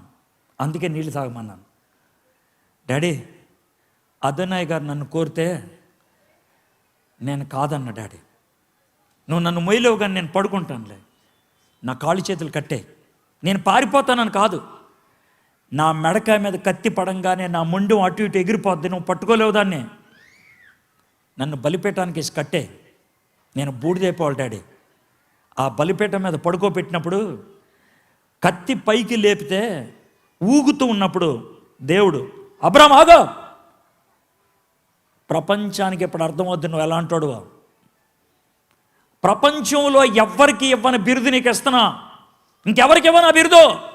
ఈ ప్రపంచం ఎంతకాలం ఉన్నప్పటికీ ఆ బిరుదు నీ ఒక్కడికే. ఏంటి తెలుసా ఆ బిరుదు? విశ్వాసులకు తండ్రి. ఆ పెద్ద బిరుదు పొందటానికి ఈ పరీక్ష గుండా ఆయన వెళ్ళాల్సి వచ్చిందే. దేవుడు మన జీవితంలో పరీక్ష, దేవుడు మన జీవితంలో శ్రమ, దేవుడు మన జీవితంలో కష్టం, దేవుడు మన జీవితంలో ఇబ్బంది పెట్టడానికి 3 కారణాలు. 1, తప్పు చేశావు, అప్పుడు నువ్వు ఆయన కోరాల్సింది కనికరం. 2ది, తప్పులోకి వెళ్ళే పరిస్థితి ఉన్నది, అందుకు నువ్వు కోవాల్సింది కృప. 3ది, ఏ తప్పు చేయలేదు, దేవుడు నిన్ను అభిషేకించడానికి, దేవుడు నిన్ను ఆశీర్వదించడానికి, దేవుడు నిన్ను మాదిరిగా ఉంచడానికి. అప్పుడు నువ్వు దేవుడిని కోరాల్సింది ఏంటి తెలుసా? దేవా నీ కనుదృష్టి నాకు కావాలి. కనికరం, కృప, కనుదృష్టి. కనికరం, కృప, కనుదృష్టి. నువ్వు తప్పు చేశావు, పాపం చేశావు, అందుకే వచ్చింది. పాపములోకి వెళ్ళే పరిస్థితి ఉంది, అందుకే వచ్చింది. నిన్ను ఒక మాదిరిగా పెడదాం అనుకున్నాను, అందుకిచ్చాను. ఇప్పుడు అర్థమైందా ఎందుకు వచ్చాయో మనకి జీవితంలో శ్రమలు? ఇక్కడ కూర్చున్న ప్రతి ఒక్కరికి శ్రమలు ఉన్నాయి, ఇక్కడ కూర్చున్న ప్రతి ఒక్కరికి ఇబ్బందులు ఉన్నాయి, ఇక్కడ కూర్చున్న ప్రతి ఒక్కరికి పోరాటం ఉంది. ఎందుకున్నదే ఈ మూడిట్లో ఏదో ఒకటి. ఏదైనప్పటికీ తప్పు చేసావా, దేవుని దగ్గరకు వచ్చి కనికరాన్ని కోరు, క్షమాపణ కోరు. ఏ తప్పు చేయలేదా, దేవుడు బహుశా నీ జీవితంలో రాబోయే ఉపద్రవాన్ని కాపాడటానికి అది అనుగ్రహించాడేమో, కృపని అడుగు. దేవుడు బహుశా నిన్నొక గొప్ప మాదిరిగా ఉపయోగించి పైకి ఎత్తి చూపించాలనుకున్నాడేమో, దేవుని యొక్క కనుదృష్టిని కోరు. మళ్ళీ చదువుతున్నాను. తర్వాత ఇశ్రాయేలీల సర్వ సమాజం యెహోవా మాట చొప్పున తమ ప్రయాణములలో సీను అరణ్యము నుండి ప్రయాణమైపోయి రెఫదీములో దిగిరి. ప్రజలు తమకు త్రాగు నీళ్లు లేనందున మోషేతో వాదించుచు త్రాగుటకు మాకు నీళ్ళిమ్మని అడగగా, మోషే మీరు నాతో వాదింపనేలా, యెహోవాను శోధింపనేలా అని వారితో చెప్పాను. అయ్యా, నీళ్లు లేవని నన్ను వాదిస్తున్నారే, ఇక్కడికి నేనేమన్నా తెచ్చానా? ఆయన తెమ్మంటేగా తెచ్చింది. నీళ్లు లేని చోటుకి తెచ్చింది ఆయన. నాతో వాదిస్తే అది నాతో కాదు, దేవుడితో. గుర్తుపెట్టుకోండి, దేవుణ్ణి అడగటం తప్పు కాదు, దేవుడి దగ్గర మీ బాధ చెప్పుకోవటం తప్పు కాదు, కానీ దేవుణ్ణి ఏడిపించకూడదు. నీకు బుద్ధి ఉందా లేదా? నీకు ఈ మాత్రం తెలీదా? ఎందుకు తెచ్చావు? అది వాదన. నీకు బుర్రలేదా? అది వాదన. నీకు ఇంగిత జ్ఞానం లేదా? అది వాదన. దేవుడితో అలా మాట్లాడుతూ మొదలుపెట్టారు, మోషేతో అలా మాట్లాడుతూ మొదలుపెట్టారు. బహుశా మీకున్నటువంటి ఉద్రేకంలో, మీకున్నటువంటి బాధలో, మీకున్నటువంటి శ్రమలో అలాంటి మాటలు ఉపయోగించేశారేమో. దేవా, నాకెందుకు వచ్చింది ఈ శ్రమ? తప్పు కాదు. దేవా, ఈ శ్రమలోంచి నన్ను తప్పించు. తప్పు కాదు. నీకు బుద్ధి లేదా? నీకు ఇంగిత జ్ఞానం లేదా? నీకు తెలియదా? ఎందుకు తెచ్చావు ఇక్కడికి? అది వాదన, అది వాదన. ఇక్కడ అలా వాదించడం మొదలుపెట్టారు. వాళ్ళ వాదనలో మొదటి విషయం ఏంటి తెలుసా? మాకు నీళ్ళే, మాకు నీళ్ళే. ఆ తర్వాత అక్కడ ప్రజలు, 3వ వచనం, అక్కడ ప్రజలు నీళ్లు లేక దప్పికొని మోషే మీద సణుగుచు, ఇదెందుకు? మమ్మును, మా పిల్లల్ని, మా పశువుల్ని దప్పి చేత చంపుటకు ఐగుప్తులో నుండి ఇక్కడ తీసుకొని వచ్చి తినరే. మమ్మల్ని చంపేయడానికి తెచ్చావా? మమ్మల్ని చంపేయడానికి తెచ్చావా? మాకు నీళ్ళై, ఇది మొదటి ప్రశ్న. అయితే మాకు భద్రతేది? రెండో ప్రశ్న. భయం వేసినప్పుడు చాలామంది అనుకునేటువంటి మాట, నేను చచ్చిపోతానేమో, నేను చచ్చిపోతానేమో. గుర్తుపెట్టుకోండి, నీ చావు నీ చేతుల్లో లేదు, నీ చావు సాతాను చేతుల్లో లేదు, నీ చావు ప్రపంచంలో ఎవడి చేతుల్లో లేదు. నీ చావు ఎవడి చేతుల్లో ఉంది తెలుసా? దేవుని చేతుల్లో. దేవుని అనుమతి లేకుండా నీ ప్రాణం పోదు, పోదు, పోదు. ఎవడి వల్ల కాదది. ఒకవేళ దేవుడే తీసుకోవాలనుకుంటే ప్రపంచమంతా కలిసినా కూడా ఆపలేరు దాన్ని. నీకు ఆ ధైర్యం ఉంటే, దేవుడితో నీకు ఆ సంబంధం ఉంటే, నన్ను చంపడానికి తెచ్చావా ఇక్కడికి, నేను చచ్చిపోతే ఏమైపోతాను అనే భయం మనకుండదు. 2 ప్రశ్నలు అడిగారు. మాకు నీళ్ళే, రెండోది మాకు భద్రతేది. 7వ వచనం చదువుతాను, ఆ తర్వాత మళ్ళీ 4, 5, 6 వచనాలు చదువుతాను. అప్పుడు ఇశ్రాయేలీయులు చేసిన వాదమును బట్టి యెహోవా మన మధ్య ఉన్నాడో లేడో అని వారు యెహోవాను శోధించిన బట్టి అతడు ఆ చోటికి మస్సా అనియు మెరీబా అనియు పేర్లు పెట్టారు. 3 తప్పులు చేశారు ఇశ్రాయేలీయులు. ఒకటి, నీళ్ళయ్యి వాదించారు. రెండోది, భద్రతేది గొణిగారు. మూడోది, ఏడయ్యా దేవుడు, ఏడయ్యా దేవుడు. మొదటిది ప్రొవిజన్, నీళ్లు. రెండోది ప్రొటెక్షన్, భద్రత. మూడోది ప్రెజెన్స్, సన్నిధి. 3 ప్రశ్నలు అడిగారు దేవుడిని. ఏడి 3 అడిగాడు. గుర్తుపెట్టుకోండి, 2 గుంపుల మధ్యన గొడవ అయితే, 2 గుంపుల మధ్యన గొడవ అయితే ఆ గొడవ సెటిల్ చేయడానికి 3 ప్రదేశాలకు వెళ్తాం. గొడవ సెటిల్ చేయడానికి 3 ప్రదేశాలు. మొదటిది, అన్నిటికంటే కింద ఉండేది, సెంటర్ రారా చూసుకుందాం, సెంటర్ రారా చూసుకుందాం అంటారు చాలామంది. సెంటర్కి ఎందుకో తెలుసా? సెటిల్ చేసుకోవడానికి. ఇది చిన్నదే. కొంచెం పెద్దదైతే ఏంటి తెలుసా? రచ్చబండి దగ్గర రారా చూసుకుందాం, పెద్దల దగ్గర రారా చూసుకుందాం, పంచాయతీ దగ్గర రారా చూసుకుందాం. ఇది పెద్దది. అంతకంటే పెద్దది ఏంటి తెలుసా? కోర్టులో దీన్ని తేల్చుకుందాం రా, కోర్టులో తేల్చుకుందాం. దేవుడు కోర్టుకు తీసుకొచ్చాడు, రచ్చబండ దగ్గర తీసుకొచ్చాడు. చూద్దాం 4వ వచనం. ఇప్పుడు వద్దాం 4వ వచనం. అప్పుడు మోషే యెహోవాకు మొర్ర పెట్టుచు, నాకు బాగా అనిపించింది, 20 లక్షల మంది గొణుగుతుంటే, 20 లక్షల మంది సణుగుతుంటే, 20 లక్షల మంది ప్రశ్నిస్తుంటే, 20 లక్షల మంది అరుస్తుంటే ఒకే ఒక వ్యక్తి మొర్ర పెట్టాడు. ఎవరైనా? మోషే. ఒకసారి ఆలోచించండి, 20 లక్షల మంది చుట్టూ ఏయ్ అని అరుస్తుంటే మోషే, దేవా నువ్వే నా దిక్కు. శ్రమలు ఎక్కువైనప్పుడు, కష్టాలు ఎక్కువైనప్పుడు నీలోకి నువ్వు చూసుకుంటే నిరాశ వస్తుంది, చుట్టూ చూస్తే భయం వేస్తుంది, పైకి చూస్తే ఆదరణ వస్తుంది. మరి ఎటు చూస్తావు నాకు తెలియదు. నీలో నువ్వు చూసుకుంటే నిరాశ, చుట్టూ చూస్తే భయం, పైకి చూస్తే దేవుడు నీకు ఆదరణ ఇస్తాడు. మోషే ఆదరణ కోసం, దేవా ఈ సమయంలో నాకు ఎవరున్నారు? ఎవరు లేరు. ఆకాశములో నువ్వు తప్ప నాకెవరున్నారని పాట పాడతాం మనం, కానీ జీవితంలో దాన్ని చేస్తామో లేదు తెలియదు. అప్పుడు మోషే యెహోవాకు మొర్ర పెట్టుచు, ఆ ప్రజలను నేనేమి చేయుదును, కొంతసేపటికి నన్ను రాళ్లతో కొట్టి చంపుదురు అనెను. మోషే ప్రార్థన చేసినప్పుడు యథార్థత ఉన్నది, యథార్థతలో భయం ఉంటుంది, యథార్థతలో తన గుండె లోతుల్లో ఉన్నదాన్ని ఏమి కూడా ఆపుకోకుండా చెప్తాడు. దేవా ఏంటి మోషే అరుస్తున్నావు? చంపేస్తారేమో ప్రభాయిలు, చంపేస్తారేమో, రాళ్లతో కొట్టి చంపేస్తారేమో, నాకు భయం వేస్తుంది. ఓకే నాకు అర్థమైంది. దేవుడి దగ్గర ప్రార్థన చేసినప్పుడు ఫిల్టర్ ఉపయోగించొద్దు. దేవుడి దగ్గర ప్రార్థన చేసినప్పుడు ఫిల్టర్ ఉపయోగించొద్దు. ఇప్పుడు దాకా పచ్చిబూతులాడి దేవా స్తోత్రం అని డ్రామా ఏదో. నీ లాంగ్వేజ్ మార్చొద్దు ప్రార్థనలో, నీ బాడీ మార్చొద్దు ప్రార్థనలో. మామూలుగా ఉన్నటువంటి భావాన్నే దేవుడి ముందు పెడితే అది యథార్థత. గుండె లోతుల్లో ఉన్నది పెదాల మీదకి రావాలి. That is prayer. గుండె లోతుల్లో ఒకటి పెట్టుకొని పెదాల మీద పెడితే దేవుడికి పిచ్చ కోపం వస్తారే, నువ్వు నటిస్తున్నావు, డ్రామా వేస్తున్నావు. మోషే డ్రామా ఎలా, నన్ను చంపేస్తారేమో భయం వేస్తుంది అన్నాడు. అప్పుడు దేవుడు ఏం చెప్పాడు? 5వ వచనం, అందుకు యెహోవా, నువ్వు ఇశ్రాయేలీయుల పెద్దల్లో కొందరిని తీసుకొని ప్రజలకు ముందుగా పొమ్ము. నీవు నదిని కొట్టిన ఆ కర్రను చేతపట్టుకొని పొమ్ము. ఇదిగో అక్కడ హోరేబులోని బండ మీద నేను నీకు ఎదురుగా నిలిచెదను. నీవు ఆ బండను కొట్టగా ప్రజలు త్రాగుటకు దానిలో నుండి నీళ్లు బయలుదేరినని మోషేతో సెలవేయగా, మోషే ఇశ్రాయేలీయుల పెద్దల కన్నులు ఎదుట అట్లు చేశాను. ఇప్పుడు దేవుడు ఏం చెప్తున్నాడు చూద్దాం. దేవుడు ఏమన్నాడు? బండ దగ్గర రమ్మన్నాడు. ఆ బండకు మనం ఏం పేరు పెట్టాం? రచ్చబండ. ఆ బండకు మనం ఏం పేరు పెట్టాం? రచ్చబండ. రచ్చబండ దగ్గరకు రమ్మని చెప్పాడు. బండ దగ్గరకు వచ్చేప్పుడు, రచ్చబండ దగ్గరకు వచ్చేప్పుడు ఎవరిని తెచ్చుకోవాలి? పెద్దల్ని తెచ్చుకోవాలి. మోషే ఎవరిని తెచ్చుకోమని చెప్పాడు? పెద్దల్ని తీసుకురా అన్నాడు. 20 లక్షల మంది, 12 గోత్రాలు. గోత్రానికి ఒక 5 అయితే 60 మంది పెద్దలు అవుతారు. గోత్రానికి ఒక 3 అయితే 36 మంది పెద్దలు అవుతారు. మరి ఎంతమందిని తెచ్చాడు నాకు తెలియదు. పెద్దల్ని తీసుకొని బండ దగ్గరకు వచ్చాడు. దేవుడు ఏమని చెప్తున్నాడు? ఆ బండకి ఎదురుగా నేను ఉంటాను అని చెప్పాడు. తెలుగులో ఎదురుగా అనే మాట ఉపయోగించారు. హిబ్రూ భాషలో దానికి 2 భావాలు ఉంటాయి. పక్కన, దానికి పక్కన, దానికి ఎదురు, ఏదైనా సరే. సో దేవుడు ఏమన్నాడు? నేను అక్కడ ఉంటా అన్నాడు. ఎక్కడ ఉంటానన్నది ఎవరు? యెహోవా దేవుడు.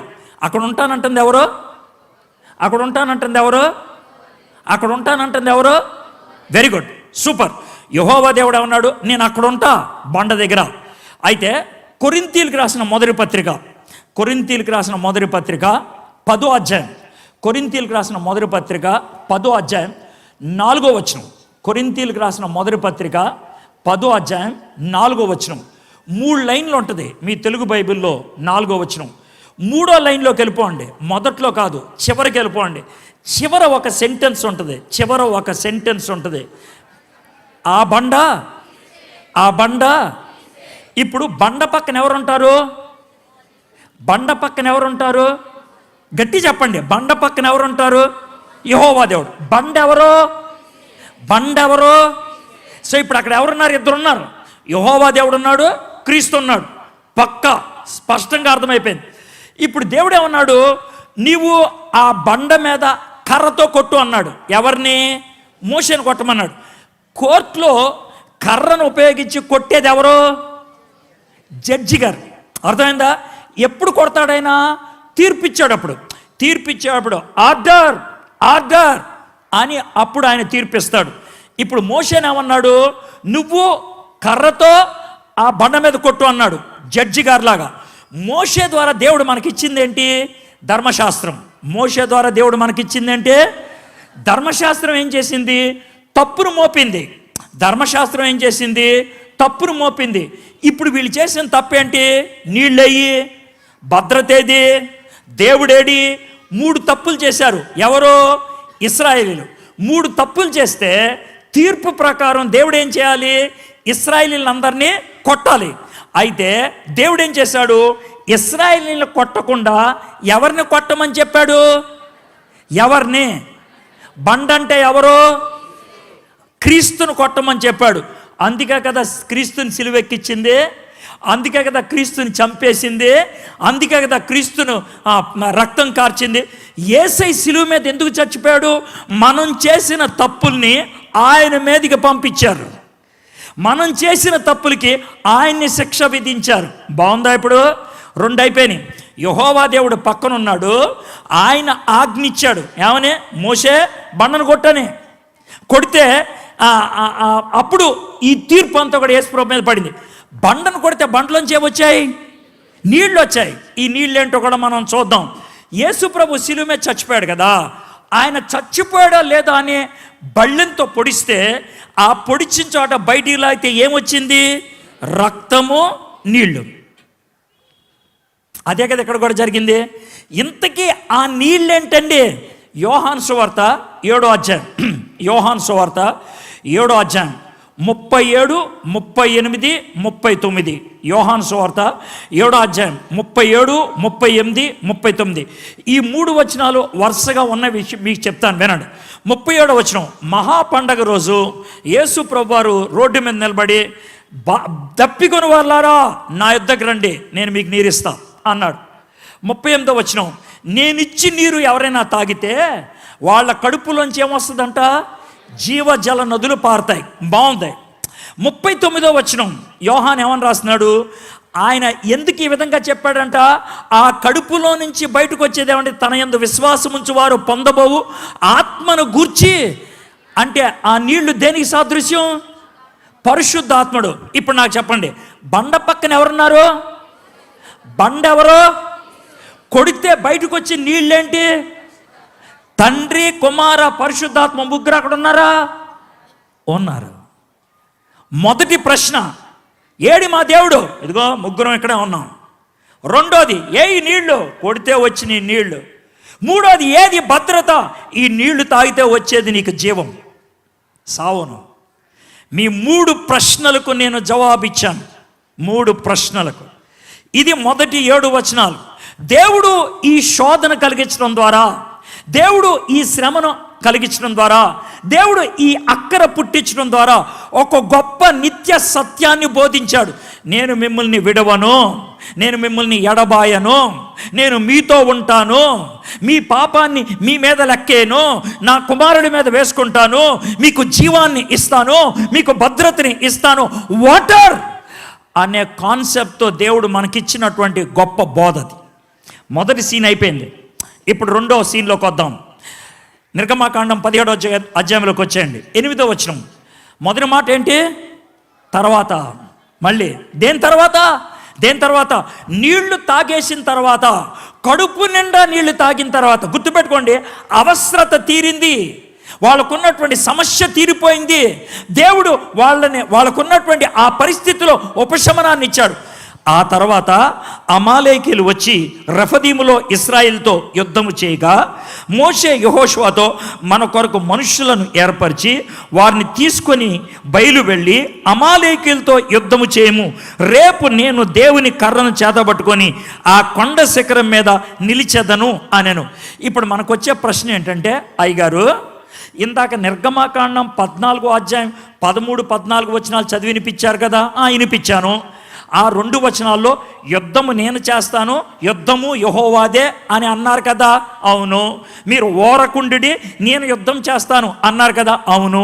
మరి ఇక్కడేంటి మోషే యెహోషువని నువ్వు వెళ్ళి యుద్ధం చేయరా అని అంటున్నాడు? మన జీవితంలో 2 రకాలైన యుద్ధాలు ఉన్నాయి. మన జీవితంలో 2 రకాలైన యుద్ధాలు. కొన్ని యుద్ధాలు బయట నుంచి వస్తాయి, కొన్ని యుద్ధాలు లోన్ నుంచి వస్తాయి. బయట నుంచి వచ్చే యుద్ధాన్ని దేవుడు చేస్తాడు, లోన్ నుంచి వచ్చే యుద్ధాన్ని మనం చేయాలి. సార్ లోన్ నుంచి వచ్చే యుద్ధం ఏంటి సార్? మీకు 1-2 ఉదాహరణలు చెప్తాను, మీకు అర్థమవుతుంది లోన్ నుంచి వచ్చే యుద్ధం ఏంటో. జనవరి 1వ తారీఖున మీరు ఒక నిర్ణయం తీసుకున్నారు. ఏంటి ఆ నిర్ణయం? జనవరి 1వ తారీఖు వచ్చింది, ప్రభా నేను ఇంతకాలం సరిగ్గా లేను, ఈరోజు జనవరి 1వ తారీఖున ప్రభా నీ చేతుల్లో చేయి పెట్టి నేను ప్రమాణం చేస్తున్నాను ప్రభా. ఏం లేదు ప్రభా, రోజు పొద్దున్నే 5 గంటలకు లేచి ఒక అధ్యాయం వాక్యం చదువుకొని చిన్నగా ధ్యానం చేసుకొని ప్రార్థన చేస్తాను ప్రభా అని వాగ్దానం చేశావు. గుడ్, మంచిది. 2వ తారీఖు లేచి చేసావు, 3వ తారీఖు లేచి చేసావు, 4వ తారీఖు లేచి చేసావు, బాగుంది. 5వ తారీఖు మామూలుగా 5 గంటలకు మెళుకు వచ్చింది, లేచావు. లగంగానే చిన్న ప్రార్థన చేసావు, దేవా నాకు 5 గంటలకే మెళుకు ఇచ్చేసావు, చాలా వందనాలు ప్రభా, ఇది అలవాటు అయిపోయింది, బాగానే ఉంది. కానీ ప్రభా ఓ చిన్న మాట, రాత్రి నిద్ర పట్టలేదు నీకు తెలుసు కదా, 2-3 సార్లు మెళుకు వచ్చింది నీకు తెలుసు కదా, కొంచెం బద్ధకంగా ఉంది, మీరు ఏమనుకోనంటే ఓ పావు గంట తర్వాత లేస్తానే ప్రభా, ప్లీజ్ ప్రభా పావు గంట తర్వాత లేవా అని దుప్పటి కప్పేసుకొని పడుకున్నావు. దేవుడితో బాగా మంచిగా చెప్పేసి పడుకున్నావు. లెగిసేటప్పటికి 7 గంటల 22 నిమిషాలు అయింది, సూర్యుడు పైకి వచ్చేసాడు. అప్పుడు నువ్వు ప్రభా ఎందుకు లేపలేదు, నన్ను ఎందుకు లేపలేదు, నేను పావు గంటలో లేపన్నాను కదా అని అంటే దేవుడు ఏం చేస్తాడు?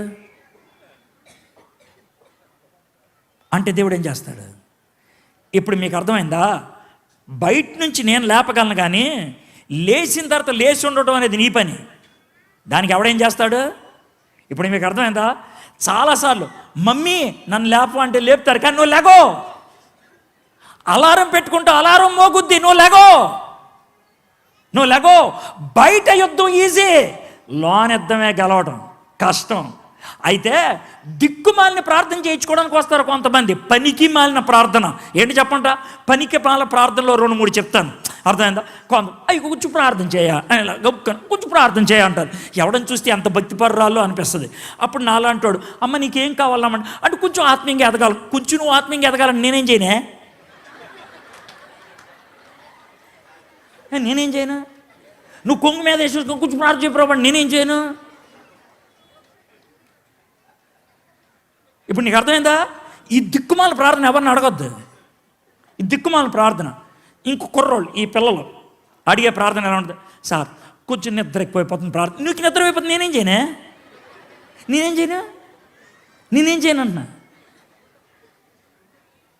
చేయను? వచ్చి లేపనా? లేకపోతే వచ్చి కూర్చొని కళ్ళు అలా తెరిచి చదువు అమ్మ చదువు అని చెప్పనా? ఏం చేయమంటావు? ఇది లోన జరిగే యుద్ధం. లోన జరిగే యుద్ధానికి ఎవ్వడేం చేయడు, నువ్వే. దాన్నే క్రమశిక్షణ అంటారు, దాన్నే పోరాటం అంటారు. పౌలే ఉంటాడు తెలుసా, నా శరీరాన్ని నేను నలగొట్టుకుంటున్నా అంటున్నాడు ఆయన. అర్థమైందా? పేతురు, మన యాకోబు, యోహాను గెత్సెమనే తోటలో నిద్రపోతున్నారు కదా, యేసుప్రభు వచ్చాడు, రేయ్ నిద్రపోతున్నారంటారు, లెగండి మోకరించండి, ముగ్గురు ప్రార్థన చేస్తాను. తండ్రి జీవితంలో వీళ్ళకి నిద్ర లేకుండా చేయండి అని ఎవరు ప్రార్థన చేశాడు? ఏసయ్యా చేయలా. ఏమని చెప్పాడు తెలుసా? మీరు శోధనలో పడిపోకుండానట్లు మెలకువగా ఉండి. యేసు ప్రభు అంత తోడే నువ్వు ప్రార్థన చేసుకోరా అంటే దిక్కుమని నా దగ్గరికి వచ్చి ప్రార్థన చేయమంటే నేనేం చేయను? చాలామంది అంటారు, సార్ ఈ ప్రార్థన చేయమంటే చేయడండి. మరి చేయమనికి ఏమనాలా? పనికి మాలిన పాస్టర్లు ఉంటారు కొంతమంది, అర్థమైందా? పనికి మాలిన పాస్టర్లు. అమ్మ నేను ప్రార్థన చేస్తాను, ప్రభువా ఈమె బద్ధకములో కలగని ఎంత ఒక్క కదా డ్రామా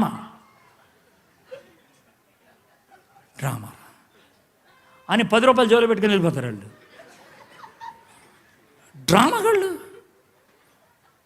డ్రామాగాళ్ళు. ఏమండి పాస్టర్ గారు బాగా శోధనలు ఎక్కువైపోతుంది. నీకు శోధనలు ఎక్కువైతే నేనేం చేయను? యేసు ప్రభు పేతురుతో ఏమన్నాడు? శోధనలో పడిపోకున్నట్లు మెలకువగా ఉండి ప్రార్థన చేయరా అన్నాడా?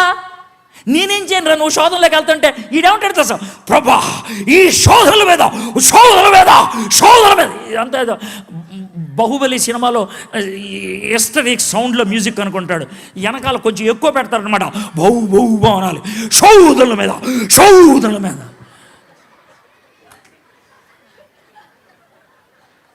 వీలైతే నాలుగు మడత పెట్టి మరి చేస్తాం షోర్ అనమాట. పోదు, మాయ మాటలో పడిపోద్దు నాయన, మాయ మాటలో పడిపోద్దు. నీ శోధనకి నువ్వే బాధ్యుడు, నువ్వే బాధ్యురాలువి. నీలో ఉండే పోరాటానికి నువ్వే బాధ్యుడు, నువ్వే బాధ్యురాలు. That's it. అది అమాలేకీలతో యుద్ధం.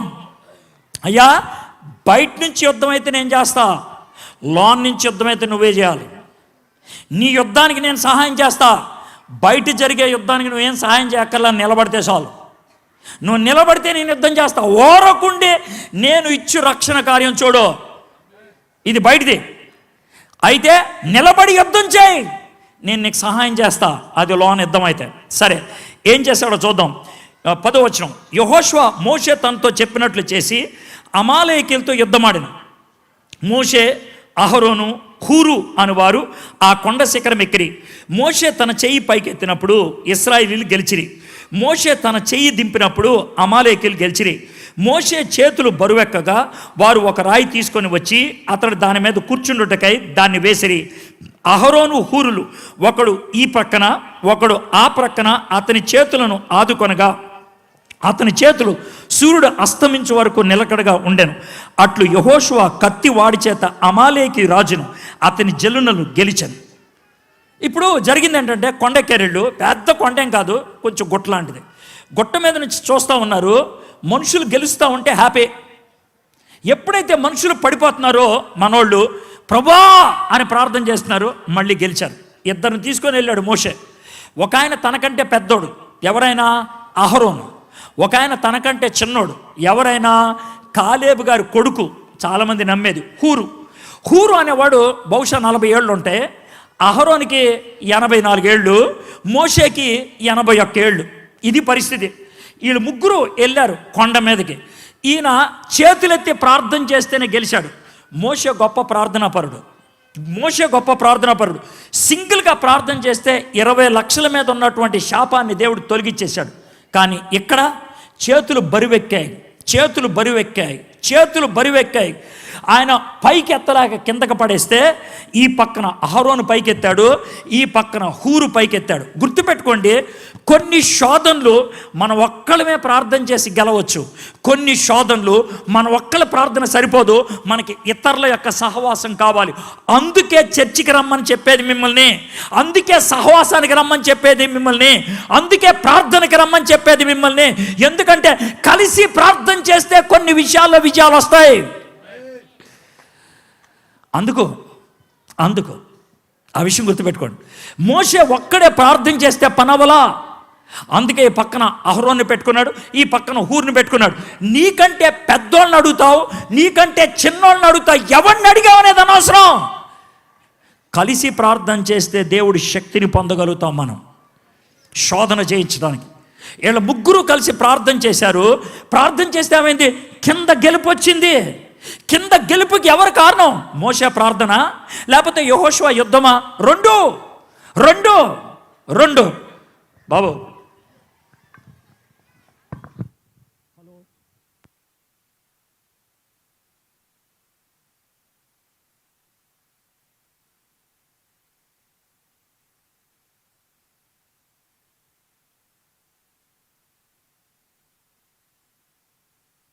చెక్.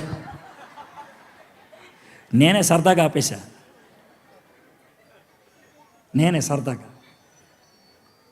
మీకు పాఠం నేర్పిద్దామని ఆపేశా. ఈ మైకో స్విచ్ ఉంది, దీన్ని ఆపేస్తే మీకు సౌండ్ వినబడుతుంది. అక్కడ కూడా ఓ స్విచ్ ఉంటుంది, దాన్ని ఆపేస్తే కూడా పనిచేయదు. మీకు 2 స్విచ్లు ఆన్ ఉంటేనే పనిచేస్తాయి. ఒక స్విచ్తో పని అవ్వదు, 2 స్విచ్లు ఆన్ ఉండాలి. ఎక్కడ స్విచ్ ఆన్ ఉండాలి? అక్కడ స్విచ్ ఆన్ ఉండాలి. ఎక్కడ బ్యాటరీ ఉండాలి? అక్కడ కరెంట్ ఉండాలి. అర్థమైందా? ఇది ప్రార్థన అయితే అది పోరాటం. ప్రార్థన చేసి పోరాటం చేయకపోతే కనుక ఆడు డ్రామాగాడని అర్థం. ప్రార్థన లేకుండా పోరాటం చేశాడంటే ఆడు విప్లవకారుడని అర్థం.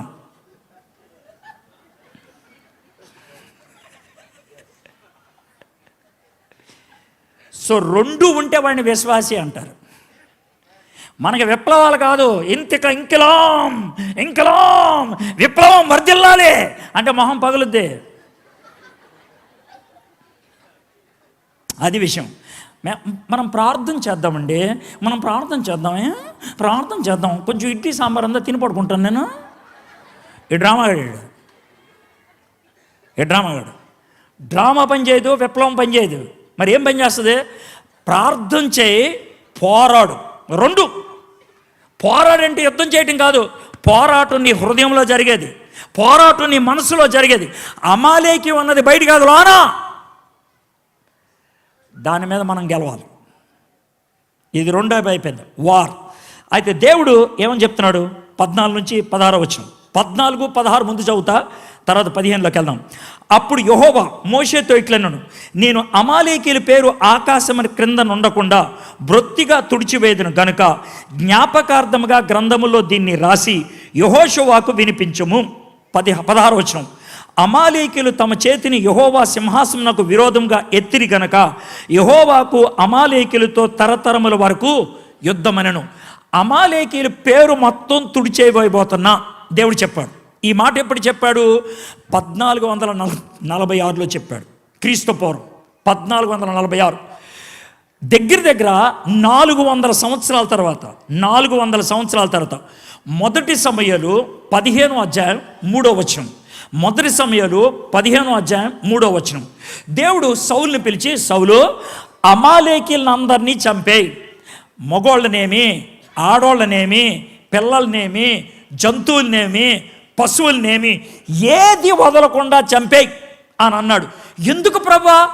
400 సంవత్సరాలు టైం ఇచ్చే వాళ్ళకే వినలా. 400 సంవత్సరాలు. అయితే ఈయనేం చేశాడు తెలుసా? మనోడు సౌలు అందరినీ చంపలా. సమూయేలు వచ్చాడు, సౌలు చేసావా అంటే చేసా దేవుడు చెప్పిన. ఏంటి మరి మ్యాక్ సౌండ్ వస్తుంది, ఏంటి గొర్రె సౌండ్ వస్తుంది, మంచి ఉంచానులే అని అన్నాడు. ఆ తర్వాత ఈడెవడిడు? సరే ఈయన పేరు అగాగు. ఎవడిడు? ఈయన అమాలేకి రాజు. ఎందుకు చంపలేదు ఈయన్ని? సరే ఈయన మంచోడు. దేవుడు ఏం చెప్పాడు? చంపేమన్నాడు కదా, ఎందుకు చంపకుండా ఉంచావు?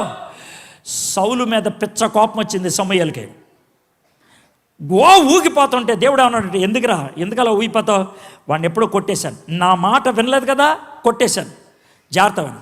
దేవుడు అమాలేకీల్ని అందరినీ చంపే అని అన్నాడు. చంపే అన్నప్పుడు సౌలు చంపేలా. దేవుడు ఈరోజు నీలో ఉన్నటువంటి ఈ చెడు బుద్ధి తుడిచేయి, ఈ చెడు అలవాటు వదిలేయి, ఈ చెడు సంబంధం తెంపేయి అని దేవుడు చెప్తుంటే, జాగ్రత్త వినండి, చెయ్యి చూపి చెప్తున్నా, దేవుడు చెప్తుంటే వద్దులే, ఉంచుకుంటానులే, కొన్ని రోజులు ఉంచుకుంటానులే, కొన్ని రోజుల తర్వాత చూస్తానులే అని అంటే ఏం జరుగుతుందో తెలుసా? దేవుడు అమాలేకీల్ని చంపమంటే చంపలేదు కదా. మొదటి సమూయేలు 31వ అధ్యాయం. సౌలుకి యుద్ధంలో దెబ్బలు తగిలి పడిపోతే తన యుద్ధ సామాన్ని మోసేవాడిని పిలిచారే, నన్ను చంపారు అంటే వాడు రాజుగారిని చంపడానికి భయం వేసి ఆడే ఉరేసుకొని చచ్చిపోతే ఒకడు రోడ్డు మీద వెళ్తుంటారే, నీకు దండం పెడతాను రే, నన్ను చంపారు అంటే వాడు చంపేశాడు, సౌలుని చంపేశాడు. అయిపోయింది, సౌలుని చంపేశాడు. 2వ సమూయేలు గ్రంథం 1వ అధ్యాయం 8వ వచనంలో దావీదు రాజు అయిన తర్వాత సౌలుని చంపినోడు ఎవడో నాకు చూపించాలి అని అంటే వాడేమనుకున్నాడు తెలుసా? దావీదు గారికి సౌలు అంటే పడదు కదా, నేను సౌలు గారిని చంపానంటే మెచ్చి మేకతోలు కప్పుతాడు అనుకోని, నేనే సార్ అని అంటే, ఎవడరా నువ్వు అని అంటే వాడు ఏమన్నాడు తెలుసా? నేను అమాలేకిని సార్ అన్నాడు. జాగ్రత్త, నేను అమాలేకిని, నేను అమాలేకిని. దేవుడు అమాలేకీలను అందరినీ చంపేరా అని సౌలుకి చెప్తే వాడు చంపకుండా కొంతమందిని వదిలేస్తే వాడే సౌలుని చంపేశాడు.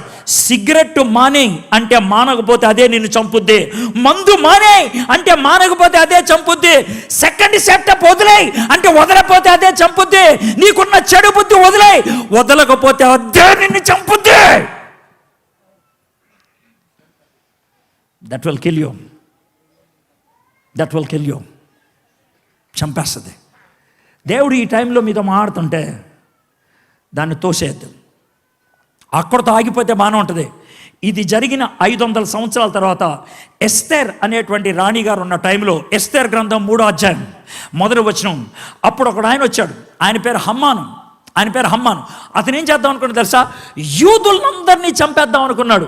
హమ్మాను గురించి రాసిన మాట ఏంటి తెలుసా? అగాగీడైన హమ్మాను. అగాగ్ అంటే ఎవడు తెలుసా?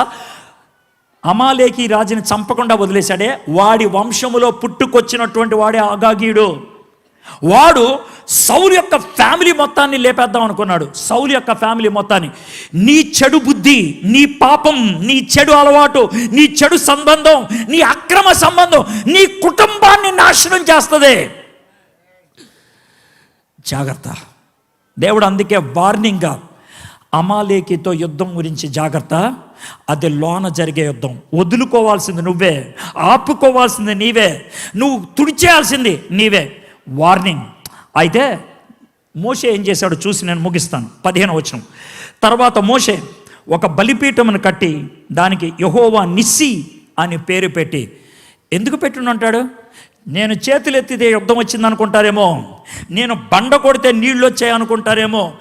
విజయం నాది కాదు, బ్యానర్ ఆయింది. సమస్త ఘనత మహిమలు యెహోవాకే. నీళ్ళిచ్చింది యెహోవా, విజయం ఇచ్చింది యెహోవా, వార్నింగ్ ఇచ్చింది యెహోవా, వాటర్ ఇచ్చింది యెహోవా, వారిలో గెలిపించింది యెహోవా, వార్నింగ్ ఇచ్చింది యెహోవా. యెహోవా నిస్సి అని దేవుని ధ్వజాన్ని పైకెత్తాడు, దేవుని నామాన్ని హెచ్చించాడు. మై ఫ్రెండ్స్, ఈరోజు నేను చెప్పేటువంటి మాటలు మీ హృదయంలో కదలిక వచ్చిందంటే అది దేవుని కార్యం.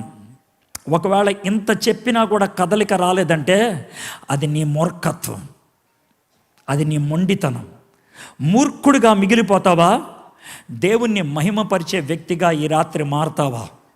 నువ్వే ఆలోచించుకో. తలంచండి, కళ్ళు మూసుకోండి, చిన్న ప్రార్థన చేసుకుందాం. మా దేవా, మా ప్రభువా, నిర్గమకాండం 17వ అధ్యాయం 16 వచనాలు ప్రతి మాట దీంట్లో చూసాం ప్రభా. నాయన, మా జీవితంలో మీరు అనుగ్రహించే ప్రతి పరిస్థితి ప్రభా మా మేలు కోసమే. అది మమ్మల్ని క్రమశిక్షణలో తీసుకురావడానికి అవ్వచ్చు, కాపుదల కోసం అవ్వచ్చు, కిరీటం ఇవ్వడానికి అవ్వచ్చు. ఏదేమైనప్పటికీ ప్రభా, మీ యొక్క కనికరం కావాలి, మీ కృప కావాలి, మీ కనుదృష్టి కావాలి. అది మాకు అనుగ్రహించమని వచ్చున్నాను ప్రభా. నాయనా, బండలోంచి నీళ్ళు ఇచ్చావు. క్రీస్తు, నువ్వు నా బండవు. క్రీస్తు, నువ్వు నా బండవు. నీలోంచే నాకు వచ్చే నీళ్లు తాగితే, ఆ పరిశుద్ధాత్ముడు అనే జలాన్ని తాగితే నా గుండె లోతుల్లోంచి వచ్చేటువంటి ఆ జీవజల నదులు అనేక మందిగా ప్రాణాన్ని ఇచ్చేది అవుతుంది ప్రభా. Thank you lord, thank you. ఈరోజు ఎంతమంది ఈ విధంగా కూర్చొని ఈ మాటలు వింటున్నారంటే వీరిలో ఎవరైనా ప్రాణాన్ని పొందినట్లయితే, జీవాన్ని పొందినట్లయితే యెహోవా నిస్సి. సమస్త ఘనతా మహిమల్ని నీకు ఆరోపిస్తున్నాం ప్రభా. మా అందరి జీవితంలో అమాలేకీయులు ఉన్నారు. అమాలేకీయుల మీద మేము యుద్ధం చేసి గెలవాలి ప్రభా. ఆ గెలవటానికి మీరు కృప చూపించమని అడుగుతున్నాం. మీ శక్తిని మాకు అనుగ్రహించమని అడుగుతున్నాం. ఈ వాక్యాన్ని మా జీవితానికి ఆశీర్వాదకరంగా చేయమని యేసు నామములో ప్రార్థన చేయుచున్నాం తండ్రి.